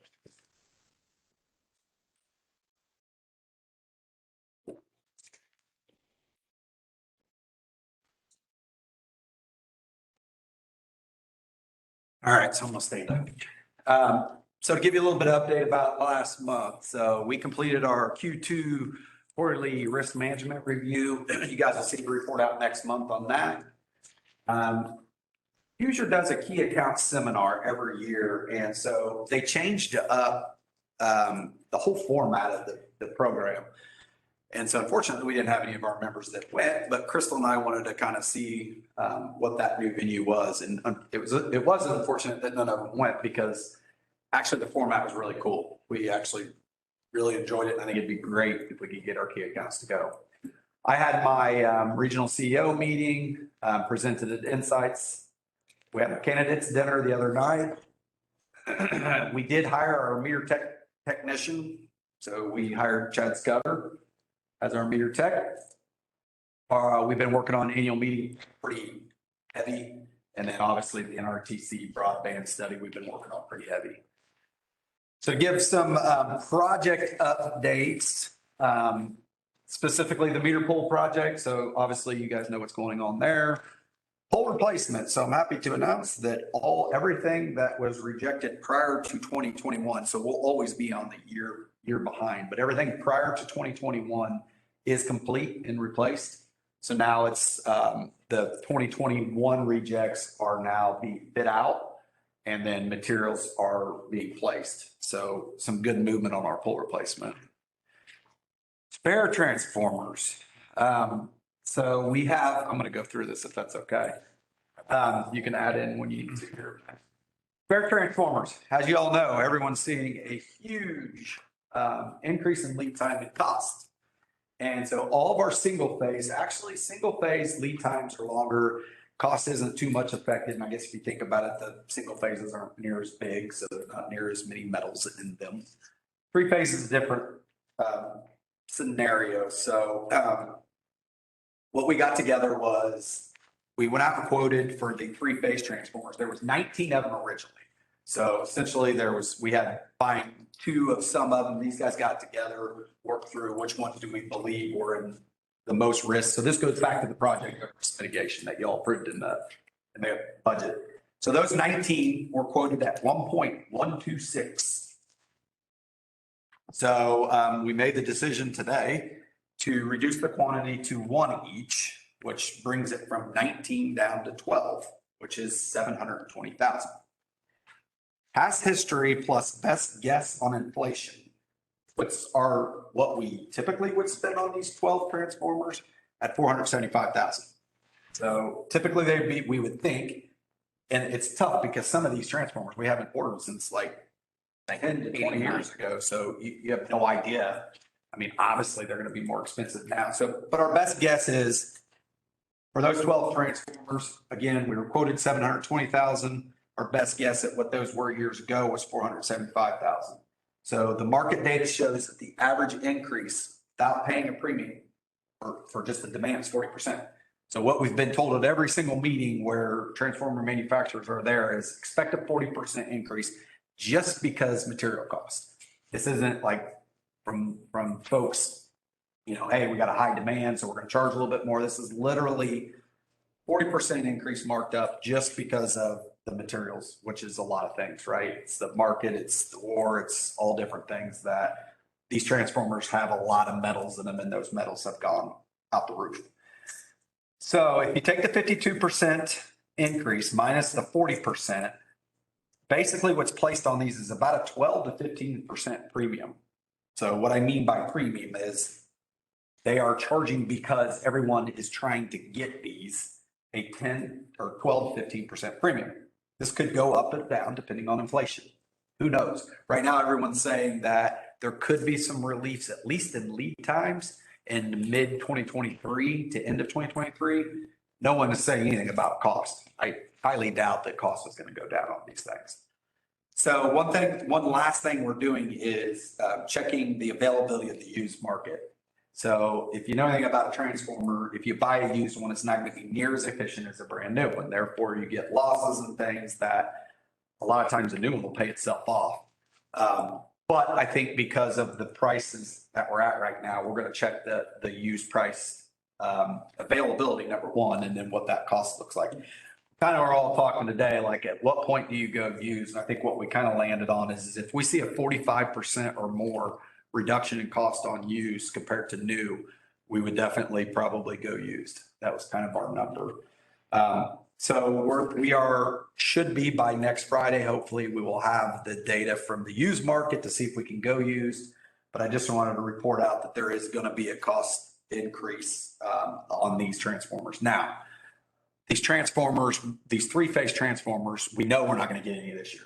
So it's not going to affect our budget this year, right? But for years to come, it will, because we expect these three phases to start coming in next year and probably into the following year. So our budgets will represent those costs in future budgets, not this budget, because we won't be receiving any of these, other than the single phase, which didn't see the pricing increases like this. So anyways, I thought that was all the single phase either. Yeah. I would wait until, with the three phase, if we go with the rebuild market, we might be able to get some by the end of the year. Yep. So we'll see how that comes back, if we can even get used. And they sent this out to, I think it was 8 different companies is what That was for the brand new the market. brand new ones, and this is the only company that even gave us a bid. And again, the whole reason of doing this was risk mitigation, because we don't have these things in the back. And if we have an industrial large size one go bad, we don't have anything to fill it. And so everyone always asks, why don't we create a pool? Why don't we create a pool? We did. We created a co-op called UUS, which is our pool nationwide, right? they're seeing these demands and there's only so much manufacturing. So they are getting us transformers. They're just very, very, very, I think they said last time, 5,000 units across the United States behind. And that's just because of where the market's at. Everybody, when this COVID stuff started going on, went and said, we need more on hand, right? Everyone saw the same risk that we did. Yeah, is there anything else to say on that? So right now, this is really essentially right around $100,000 insurance plan. Depending on if we can find used, that may come down. The nice thing about the insurance plan is if you're not on the list, you're probably not going to get allocated anything in an emergency. If we do have an emergency and we're on the list, even though we may not get that transformer for a year or 2 years, we're at least on the list and in a bind, we have a better chance of being able to get something. I know where I was going with the pool. So US is the wide pool, but we also looked at doing pools, at the IEC level, and essentially no one's willing to give their transformers in a pool right now. I mean, could you imagine saying, okay, you can use this 2,500 if you need it, and they need it, you give it to them, and the next day you get back, and you can't get it for 8 months. Go to one of the industrials and tell them you can't get a transformer for 8 months. So anyways, that's where we're at on spare transformers. Stop me if anybody has a question. Broadband feasibility, you guys saw that tonight. Cost of service study. He's moving on. He's got everything he needs. Matt's kind of leading this, and he's going to be setting up kind of a review with him here in the next week or two, but they are on schedule and apparently ahead of everyone. Let me go back to the spare transformers. Just as an update, last fall, you guys approved a special measure for 4 big transformers. Those did come in. So that is now closed. They're sitting out back. Good point. UTR repeal. Crystal, you want to give that update? Well, we have everything tested in NISC and we're ready to roll out with the changes. So it's very simple, actually. Good. It was not a difficult process at all. Because they already have that because everybody's doing it, right? Well, it actually was the setting that we're doing it as an additional built out charge. So you just have to set up a charge code for that specific rate. And then you just pick what revenue you want it to apply to. So it's very easy. So this is going to be communicated in some way. July's the. You have to. Right? You have to do it for the first 2 months bills. So it would be August, September bills that you have to communicate. All right, so now I'm going to go over the company metrics. So if you remember in March median temperature was about 6.8% warmer than our 5-year average, which makes our HDD about 14.5% below our 5-year average. So it was warmer. People didn't have to run their heaters, which shows up here. If you look at the purchase energy and the demand, we're basically flat from our 5-year average. So this is our 5-year average. This is where we were at on energy purchased. Demand, this is the 5-year average. This is our demand for the month. Again, very flat. But then you go to the overall sold. Again, this is year to date. So this isn't by month. This is year to date. Last month, we were about 4.4% under our budget, with the biggest culprit being commercial. Or no, sorry, I said that wrong. Or yeah. That's right. And then this month, you can see we did chew off a little bit of that 4.4, but we are still almost 3% under budget in sales. You can see how those correlate. So this is just for the month. You can see residential has stayed pretty negative, but made up a little bit of ground. Commercial made up a lot of ground, but still under budget. Industrials, and Matt was telling me the other day, and I saw that there's 1 or 2 industrials that are really holding this thing back from being a lot larger. And then transmission is basically flat, the budget for the month. Well, and we did get an email today. Yeah. That one of our industrials is going to be cutting back to a 4-day week for the next 9 weeks.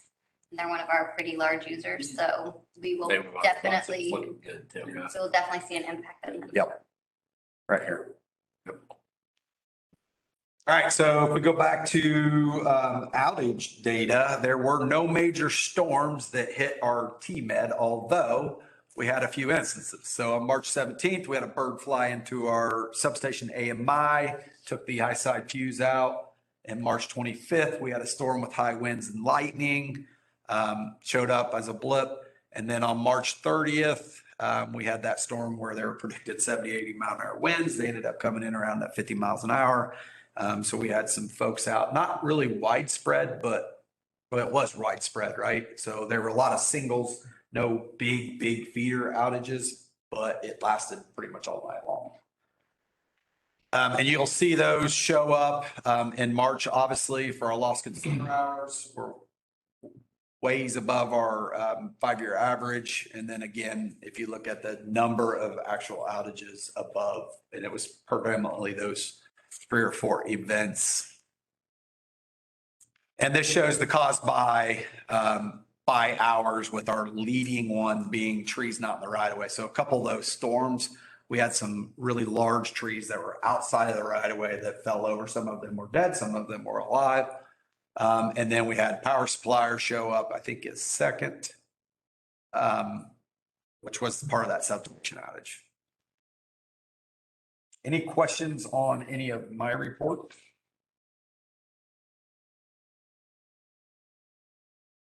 Hand it over to Matt. Thanks, Brett. Go for it, Matt. Make the balance sheet, with the A and the B, our current assets are down because it's just shoulder month. We don't collect as much. Our total long-term debt is down because we paid off our RUS money and our RUS loans, and we made our regular payments. This here power cost and other operating revenue are down. Things are following hand in hand, but they're down because the industrials are down. Cash, current month is up 58,000, year to date is 10,000. I'm pretty well right where we started the year.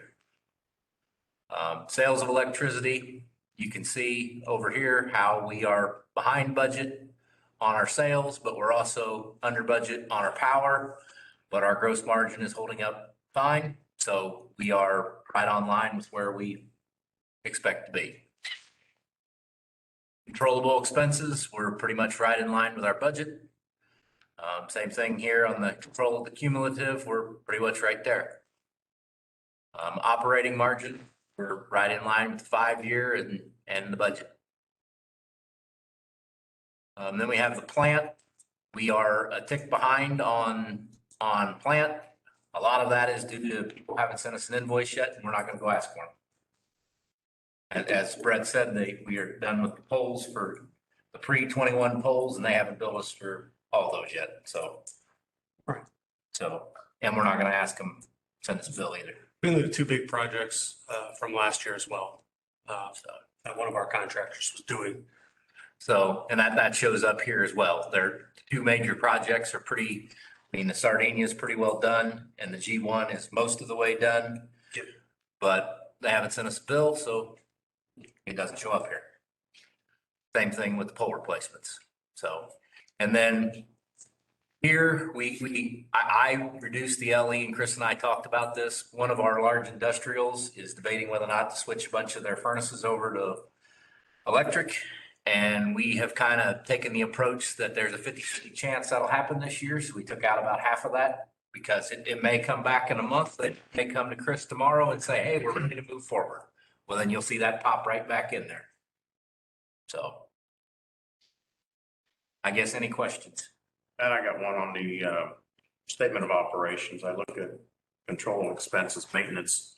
Year to date, we're only $16,000 over, but for the month of March, we were $151,000 over budget. Right away. Yeah, we got all of our right away. We got a bunch of right away got caught up and a bunch of bills. So. Like Matt said, our right away guys sometimes don't invoice us till they group it all together, but we're not going to go asking for the bill either. Keep our money.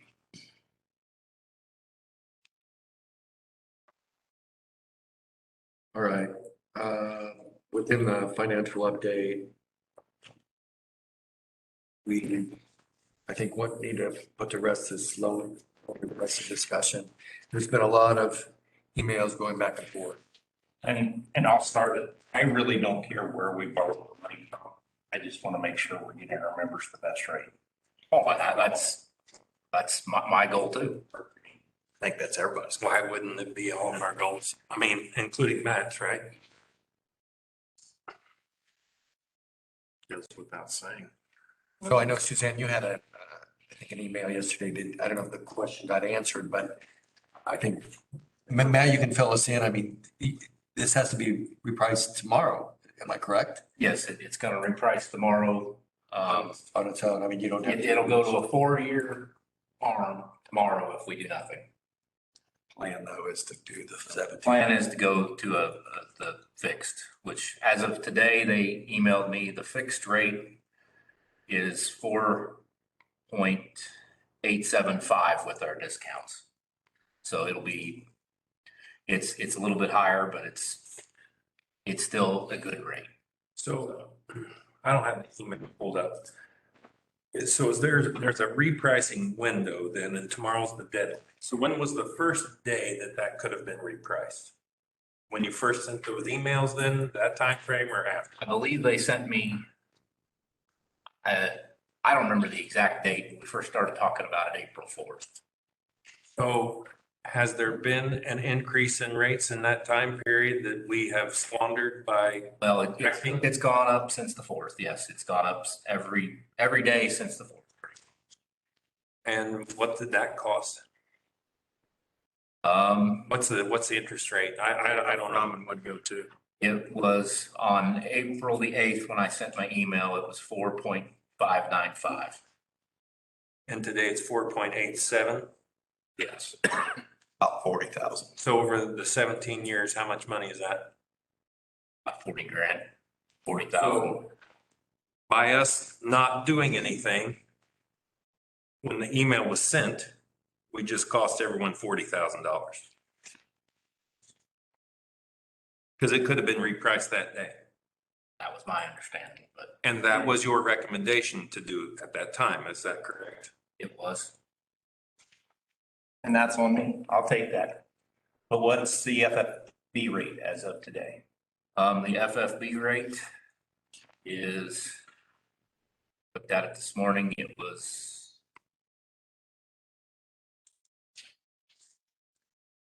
up here real quick. As of today, the FFB rate is 2.97. So had we planned ahead and had our qualifications for borrowing the loans, we could have paid that with the FFB rate, correct? I'm not saying, what I'm hoping to do is going forward that we're planning ahead and looking for the best rates possible. Well, I say that we did that. I mean, I started a year ago. No, and I'm not putting this on you, Matt. But I set in a strategic planning meeting with CFC approximately 18 months ago. And we talked about repricing dates then. And had we qualified for had we submitted an application for FFB a year ago, we would have been able to draw off of that loan, pay this loan off, and refinance at the 2.9%, correct? If everything was approved and everything was correct. What I'm hoping to do, so when this next loan comes up, we're planning ahead to see what our best possible rates are across the board. Not wait to the last minute. And again, I'm not putting this on you. I'm just saying, I think we need to be more proactive in looking at interest rates. So two things. One, I would say is that we have gotten guidance from this board over many, many years, no borrowing. In fact, in 2019, Dale had a motion to borrow down that $400,000 because we knew we were in front of the construction work plan. We knew it was an ultra low interest rate. And you voted against it then. I did. And I'm still against incurring debt that we don't need. I'll make that perfect. But I do want to get the best interest rate possible. I want to plan ahead. I believe I made a motion in February to borrow money at 2.2% that you thought we could get. If the stuff was approved. Exactly. So I get an email out of the blue saying we're gonna have to borrow at 4.4. And I'm still thinking, what happened to the 2.2? And again, all I want to do is be proactive and plan. Why were we having this discussion when interest rates were 1%? I think we were. Yeah. I think we Warren were said, in December. But again, what we're finding out now, it's taking months to get qualified to pull on a loan that I thought we were already approved on. One other thing I would say is I'm not sure, so that FFB loan was for a construction work plan. It's specifically allocated for construction work plan to improve our system. And I have no idea. My guess is if we see inflation of 40%, every dollar you take to pay off some other debt is a dollar we're not going to be able to use to do those planned projects that we need to be doing. But that's for projects we've already completed. So we've paid cash for all these projects. It's in the work plan up until now. And that was the other part of the question. How much are we going to need to finish out the year? I know we talked about approving it as we go, but it also, this is a game changer with what's going on with interest. Yes. So, I mean, realistically, you're 100% right. I am all about reducing debt. But I'm also about controlling interest rates. I would say then we need to borrow money. We need to borrow. too late. Yeah, we should have Should borrowed have it. been doing It's it. not cheap. It's under 3%. When you take it and run. Should be borrowing every bit of that $6 million. No, I will not support that. I just need to know what we need to do. But in February, wasn't there a motion made to borrow, what, $2 or $3 million if it was less than 2.1%? Wasn't that a motion? It got to 2.06. But And the But we board, weren't but the qualified. board was just like, we didn't. No, we approved that, Jake. I know why. But it was if we got everything, I mean, we sent everything in, but it takes some time to go through it. I mean, And that's the part none of us knew. So I'll claim completed. No, it's not on you. None of us knew. But I mean, we haven't borrowed from FFB and sent this stuff in. Probably, I don't think there's anybody here that was here when that last time we sent stuff in like that, right? And we weren't going to, so your 210s that have to be sent from our US, you have to bring in an engineer to sign those off. I've got multiple motions that were denied and much guidance from this board over the last 5 years not to borrow. There's no way that I was going to go spend $4,000 to $5,000 to have Bob come in and batch those 219s. Would make last year's budget had us borrowing how much? But we talked about that. Why didn't we have to borrow? Because we didn't get the work plan done. Correct. But it was in the budget to borrow the money. So I'm assuming the money's available to borrow. No. We have to turn the 219s in. We never turned the 219s in because we wanted to batch them because we knew we weren't going to need the money. We knew that pretty early on in the year. So I think we've all learned out of this whole scenario. I don't think I would have done the same thing. I truly thought in February we were going to be borrowing money. And I think based on your. I thought they would approve it way faster than they did. Yes. Yes. So that was an assumption none of us knew or an issue because we all assumed, which gets us in trouble. Yeah, and it was the first time that Jenny and I, even prior to Matt, we've never drawn down from FFB. I have no. Well, you pulled the last bit of money, but you've never had to send the other stuff. So Correct. that was all One, right. but that was already in place. Those assets were already. Yeah, that was already, everything was already sent in. 219. Ready to go. I would say that going forward, we probably need to make a practice of, at the end of every year, have somebody come out and approve whatever we've got. If there's money there, so that way we've got that. That's, I would like that. I agree. To happen. As long as we know that we have some borrowing. That way we have it there. And RUS recommends having those work order inspections done twice a year, every 6 months. They have a staff of about 6 people that are doing this for the entire country every month. Once a year is better than what we're doing. But I also don't want to, I do want to patch though, because it costs a lot. And there's no reason to partially do them if we know we're not going to borrow. I mean, it was pretty clear to me in the last 5 years. Why would I go spend an extra $4,000? Because it was the budget was calling for it. So the year we knew we weren't going to borrow. So is this really, I would argue that you still need to do those inspections To- to set up, even if we're not going to borrow, But just to set up We know the that now. idea that that we do our inspections regardless.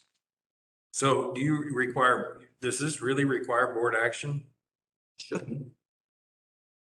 For repricing. You are the accounting and finance manager, right? And we've approved this borrow in the course of the I budget. mean, this was borrowing that was approved 9 years ago. I guess I feel I sent that as a, hey, this is what I think is gonna happen, as a courtesy that I felt like this is what we should do. I guess that was why I said if there's no objection, I was gonna go ahead and do it. So. I mean, I felt like everybody, after the discussion we had in February, I felt like, hey, I should tell everybody what's going on. So that was, unfortunately, rates are still going and Well, I did finally get a response from FFB. Hopefully by next week, I will know exactly where things stand. I would intend to follow up again. I sent another email today. Hopefully I hear back tomorrow. So I finally got somebody yesterday respond. They had their work cut out for them because they had 2 years worth of work order inspections to do. true. But that was a blunder. It could have been better, yes. But we all learn and we go on and we'll be better the next time. That's how I kind of look at it.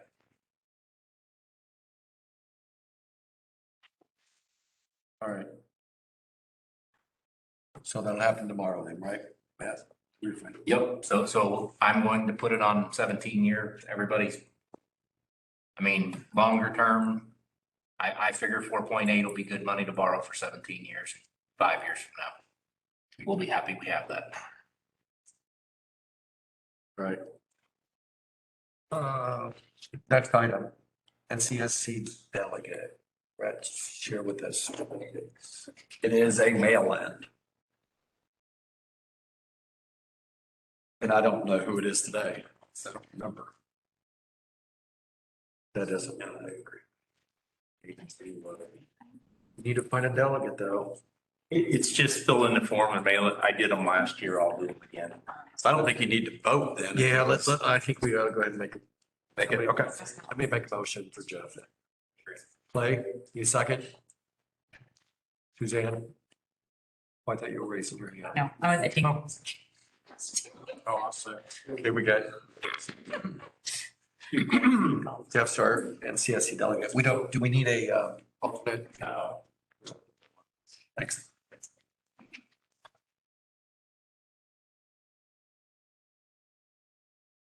All right, we have a few. So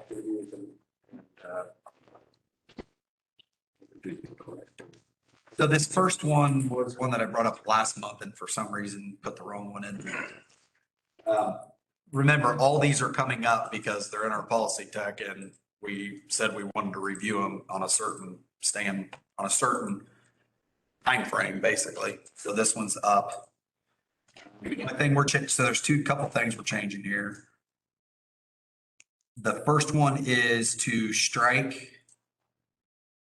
There's right now, the way this policy sets is there can be a difference between what the nominating committee does under that line compared to what's in the bylaws. The bylaws are gonna trump it anyway. So to me, what we wanted to do there was just strike what's in there and just say duties as outlined in the bylaws. What does the hurt being in there? The only thing it hurts is this is different than what's in the bylaws and they can. They passed this out last Thursday to the candidates, though. I feel like just 2 months within the election, I feel like it's just one of those things, may or may not be correct to change, but with less than 2 months from the election. We can just put it on the cycle to come back up. It's not that big a deal. Well, or we Put can. it in July. June or July. Yeah. Yes. Please, that would be best. It's fair. What I'll do is I'll go into policy tech. I'll just back it up a couple months. Again, this was brought up because it came up. We're trying to get these on a regular basis. Yeah, that's what didn't show up. Something didn't show up. It was that one. Okay, the next one is. Second one, there's one change that Jeannie wanted to make which was striking I and then changing general manager to CEO. And I think that's it.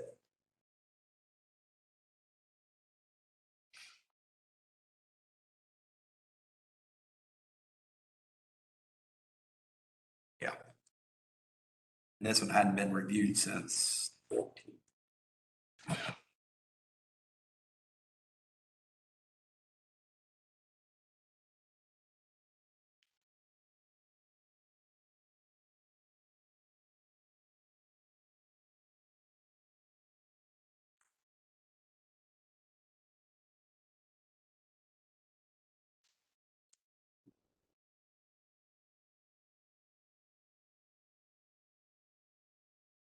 So I was, removed basically, and the CEO changes. Do you have any questions on that?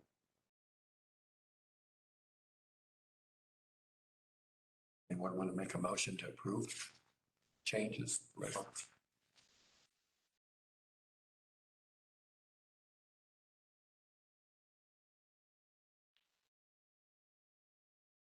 Sure. So. You made a motion. Need a second? I'll second. Thank you, Brian. We have a first and second. All in favor, say aye. Aye. Opposed, the same. Right, it's approved. Safety deposit box. That's all. We're asking for this one to be deleted because we don't have a safety deposit box. So So you want policy 4.4 or 4.4? rescinded. Unless you feel the need to have one. I don't think we've had one for I years. think I was gonna ask, it was reviewed in 2020. Did we not have one then? Just an observation. Honestly, that's a good question, Dale. It was that 11 o'clock in the meeting. Yeah. Like we're getting to. I'll move to rescind it if you don't need it anymore. Second. Dale's. And Jeff. Oh, Jeff was second. All in favor, say aye. Aye. Opposed, same. All right, and then the last item. So Crystal worked on this, so I'm gonna let her. So I come across this one on our website when I was looking at tariffs. Never actually read it. This is related to our renewable energy credits, which a couple of years ago, it wasn't a big deal because we didn't have anybody that participated. But now that we have one industrial member that's on this rate, we did need to update it. So it stated in here that we was going to charge them 1 penny. And that is not accurate. It is actually Hoosier gets to decide every year how much those RECs cost. So that hasn't been good. So if any other industrial customer would have looked at that and said, oh, this is a great purchase, I'm going to sign up for that, we would have been giving them bad information on our website. So today you actually have different options. They used to just only offer a solar option and it was $2 a REC last year. This year, because there are so many people that are interested in it, they've kind of had to tier it based on if you want to buy solar just in the MISO network, you could pay one price. If you want to, you don't care and it can be anywhere in the United States, that's another price. Or if you would like to go with the hydro option, which is the cheapest, you can go that route as well. So remember that we have chose to go hydro because it was only a 50 cent per REC increase compared to what they were paying, but they did increase to 50% renewable. So they are well advanced in the renewable energy credits than anybody else in our area. So this is just updating the information and the process that we go through. So every year I contact them at around October timeframe, and we have a conversation on, do you want to continue to participate? How much do you want it to be? Because they've just been increasing it pretty much 10% every single year. They're just going to continue to go up, obviously depending on how much that cost is. Just wanted to get that updated so we can get it posted back on the website so that it's accurate information.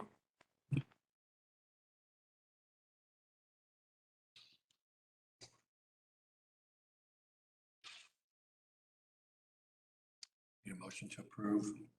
So moved. Daniel? For a second, Suzanne? Seconds, all in favor, say aye. Aye. Those the same. It's good. Thank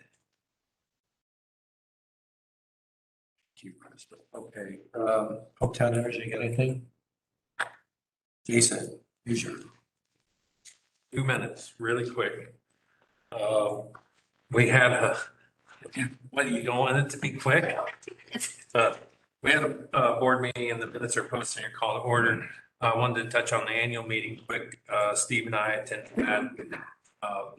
I think that maybe some board educational stuff we may play, like Donna's presentation, and the CEO from MISO made a presentation. It was really good, a lot of good information in there that I think people in this room would be interested in. So there's always been a lot of questions about MISO, and who better to hear from the CEO. So I've gotten permission from Hoosier I've got those videos, so we may do that later in a light month or something, I don't know. And as far as the board meeting goes and the minutes, I want to call your attention to number 8. So there's been a lot of discussion around the tracker going positive and the reasons associated with that, which we all know. We've talked about them 100 times. Lucky for DCREMC, we've been passing that tracker through to the members, which is, in my opinion, what should have happened these years. Unfortunately, now it's going to go tick positive, but our members have enjoyed that negative tracker for the last couple of years. As a mitigation effort by Hoosier to help members with the positive tracker, there have been some special patronage that has been voted on and approved unanimously by the board. These will all have to be approved by RUS before the distribution. But the last sentence in number 8 sums it up. We're going to accelerate the timing of the scheduled 2022 patronage retirement, which would be our regular retirement that we get. So normally we would get that next spring, next year. If we wanted to, we would have the option to get that earlier in 2022. And then there'll be a special retirement of 2021 margins totaling $13.5 million. So what that's going to mean for us, it's going to be close to a 7-figure retirement if you collected them all in the same year. I have an opinion about how we should handle that. I'm not, it's just my opinion. I'm not representing the board in any way, but I'd like to see those pass through to the members. That's why we voted Hoosier to give them back, to help them with this positive tracker. So I hope that when we get to that point, the board will consider passing that on through to DCREMC members as we have been doing. Anyone have any questions? Is the acceleration at our discretion, Jason? I believe that we can, is it there? It's not totally finalized yet because we get RUS approval. But I don't think that we would be forced to take it unless we wanted to. Are they gonna pass the way? I don't know about that.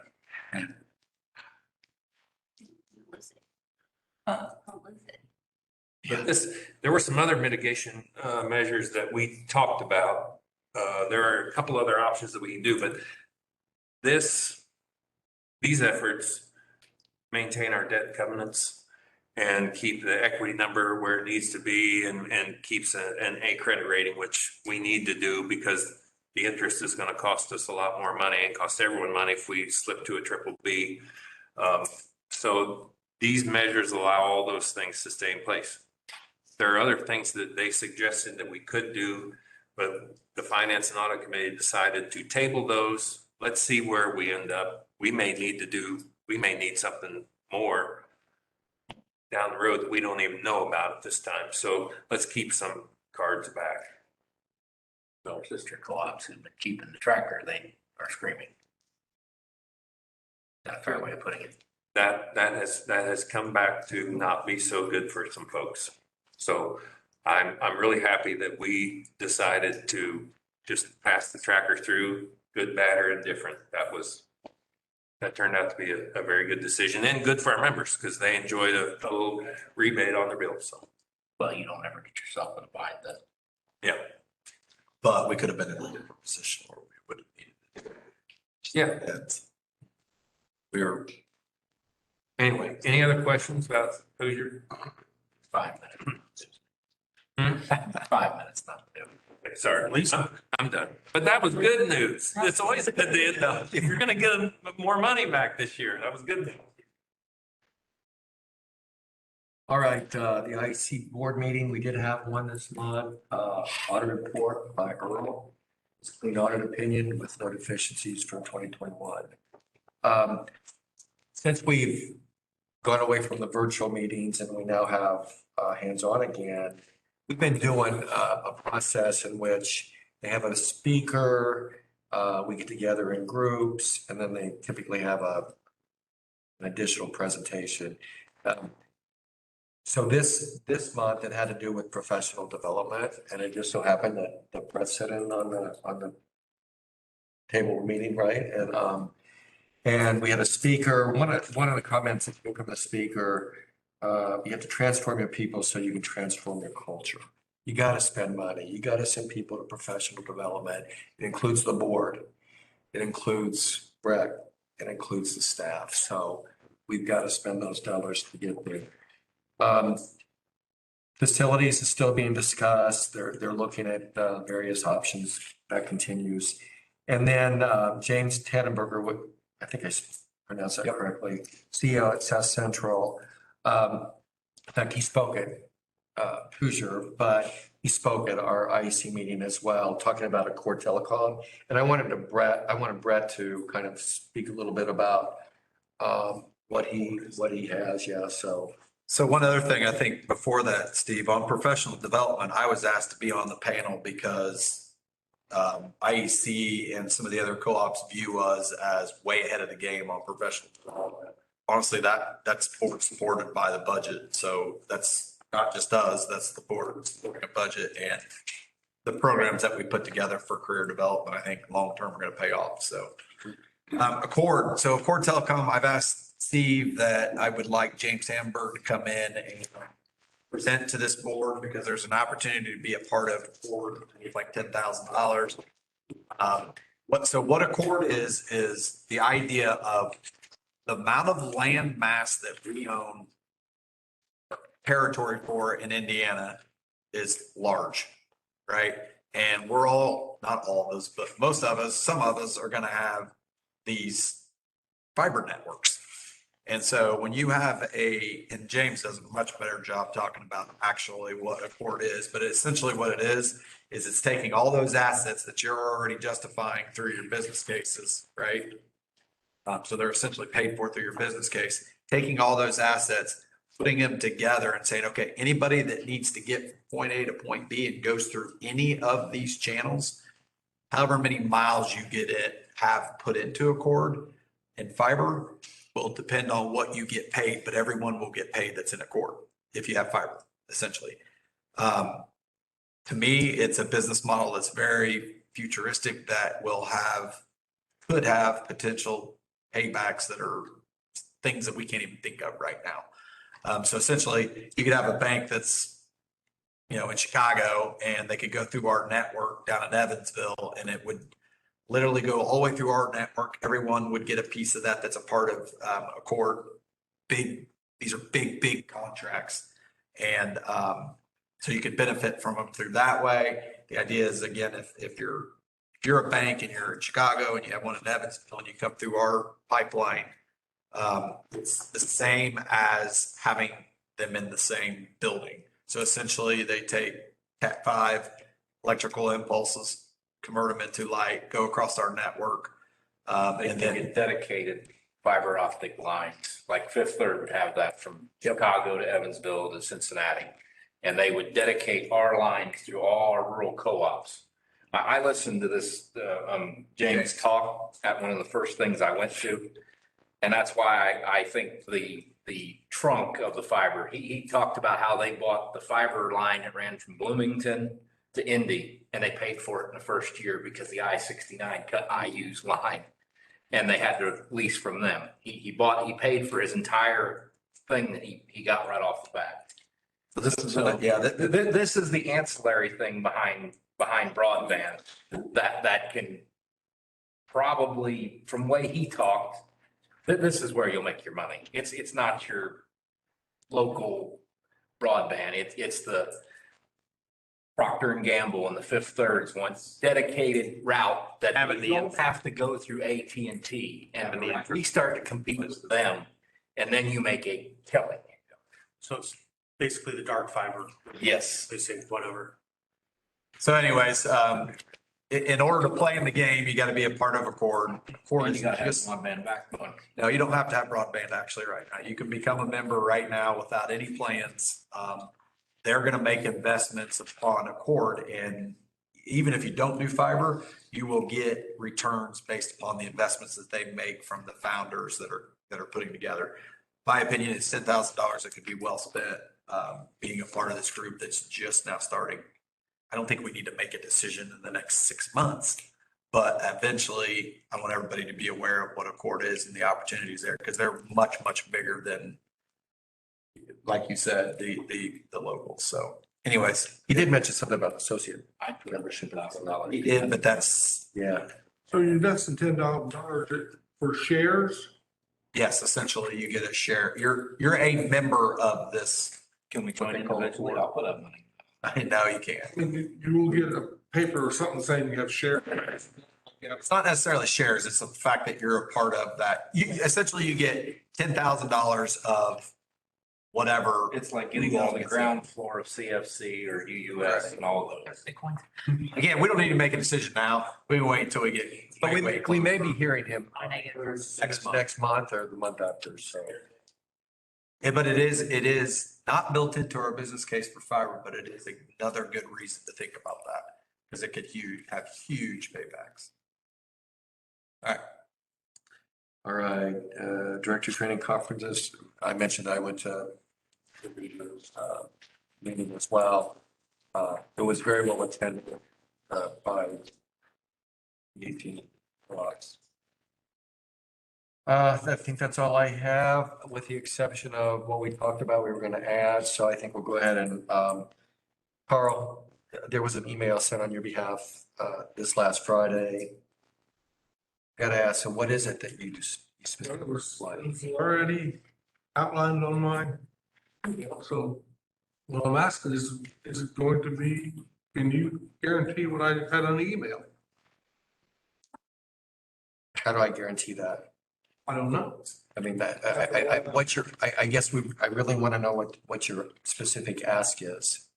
You want me to guarantee, you want Steve Amrine as chairman to guarantee it? Or are we talking about the board, or because I need to know your wants, your needs. Let me ask this question. How come Brian Garrison was copied on the email? How, what? How come Brian Garrison was copied on the email? So was there just She had clarification, before. documentation? Not on Wickens though. Right? I didn't. Not on Wickens. So what about the CEC? I haven't heard anything about any meetings of the CEC committee.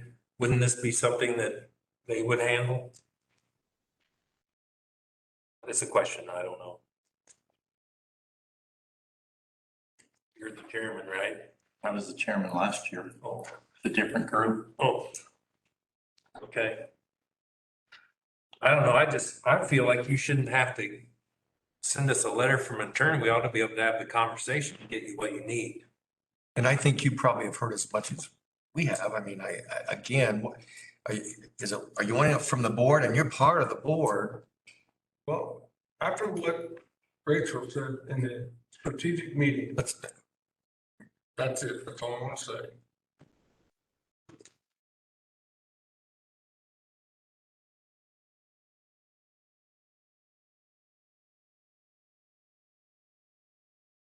So what is it you need? Do I need to pass something back to, because I don't want to play this game about Steve Amrine's writing stuff that he shouldn't be writing. I want to know, guys, what do we need to send? If I need the rest of the board, I'll ask, I'll refer to the board then. my concern is the internal communication amongst employees regarding the election.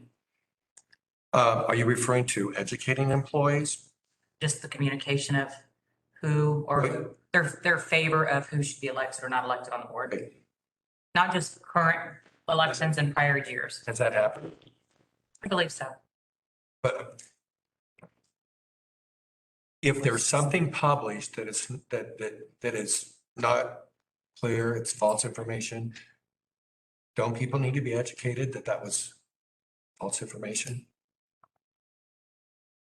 Is that what your reference, is that what? I just think communication between amongst employees regarding the election, persuasion of who or should not be on the board. I can't control what my Nope, members say. shouldn't be able to. I can't control. I mean, I was assuming that all the employees have their own opinion. Correct. Some of them are members and are going to cast votes.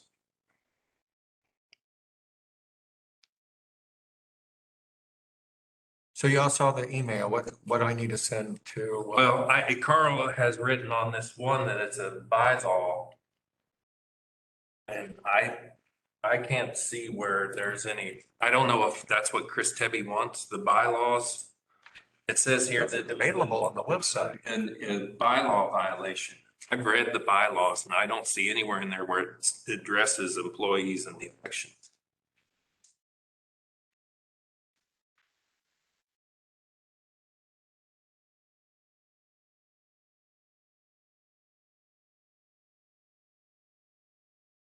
I just think we need to get Carl what he needs or get it to, with the lawyer, Tebby.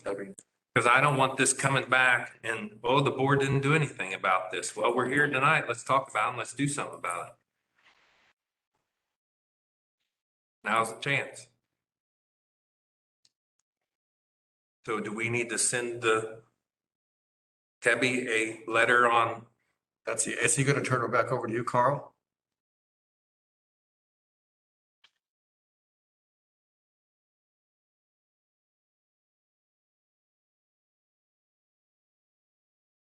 I just wanted to bring it up that my feelings on the situation. But there's an ask from an attorney on your behalf. We need to know what we've got to do.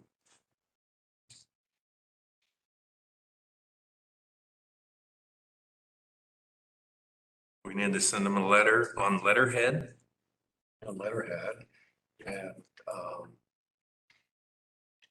mean, that's a question. I don't know. with the bylaws and the policies then? One of the policies is going to be changed tonight.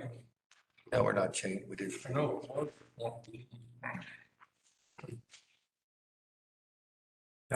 That policy change for the nominating committee was just to align with the bylaws, which are in what you have to follow.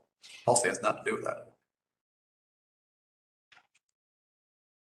Has absolutely nothing bearing on the election whatsoever. Policies are under bylaw. Articles of incorporation, your bylaws. Bylaws. So all we were trying to do is align. Yeah, you have any suggestions? No, I'm unclear. I've read it multiple times. I read all of it. I'm not. Clay?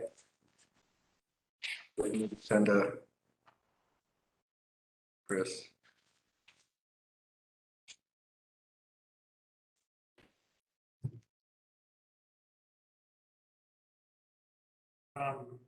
Understand this, right? There was some,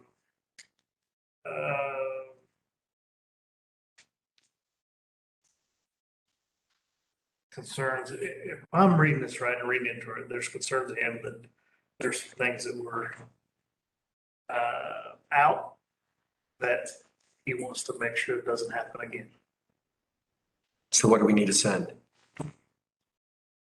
That's the chairman come up with something, but I think we all So see it. that's not what I've heard in the, that's not what I've heard in the past. Don't send anything unless you guys are included. So Right. tell me what we need to send.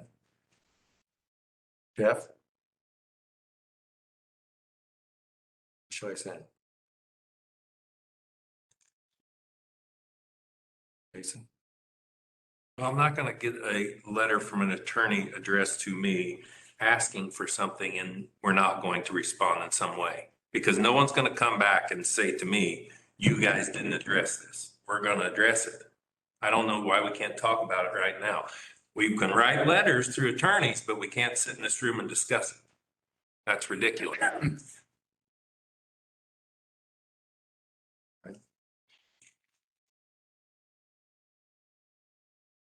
He wants information of how the election process is being handled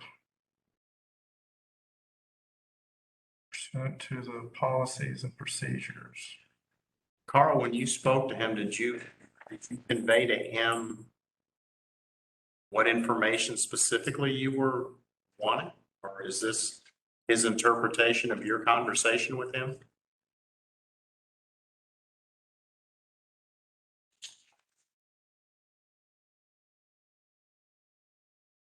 I was just thinking that it was about time someone said that nominating committee need to do it's on nominating committee duties, section 3.06. That they need to count all the ballots in election and voting with assistance.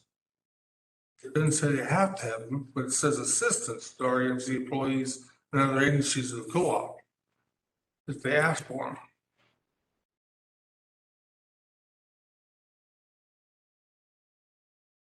Think that's not being done now? I mean, as a board, we've been through this. We've been through this and we resurrected the CEC committee last year because we had to address some things. And this should have been handled by that committee if this was a problem. I'm of the opinion that the steps we went through after last year's election substantiated or proved that our process works. I mean, it validated it.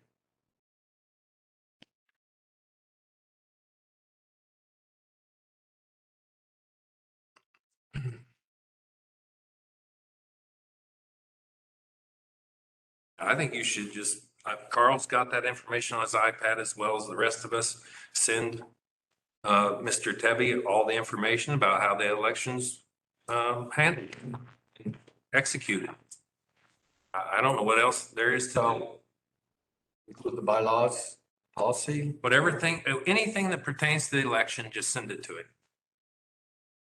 I mean, we have to respond with something and.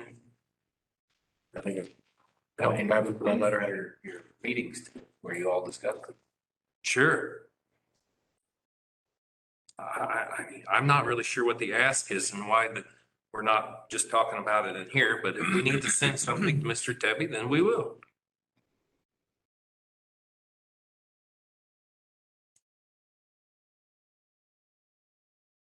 Heard a lot of other comments, but.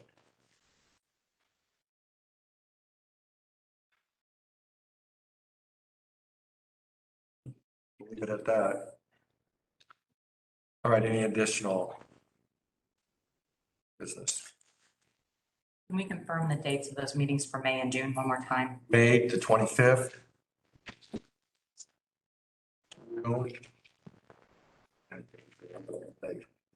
Like 30th. I'm gonna put those on. 28th for June. Thank you. That's what I have. I don't know if everybody else has that. June what? 28th is what I had. Yes. Thank you. May 25th and June 28th, you said, right? Yes, I think the start time was till 6. All right, I'll throw those on the agenda too, the dates. Let's get it now. Need a motion to adjourn then. Don't move. Okay. Jeff.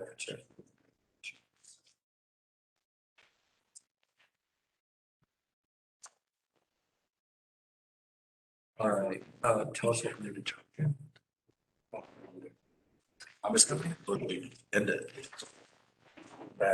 I mean, turn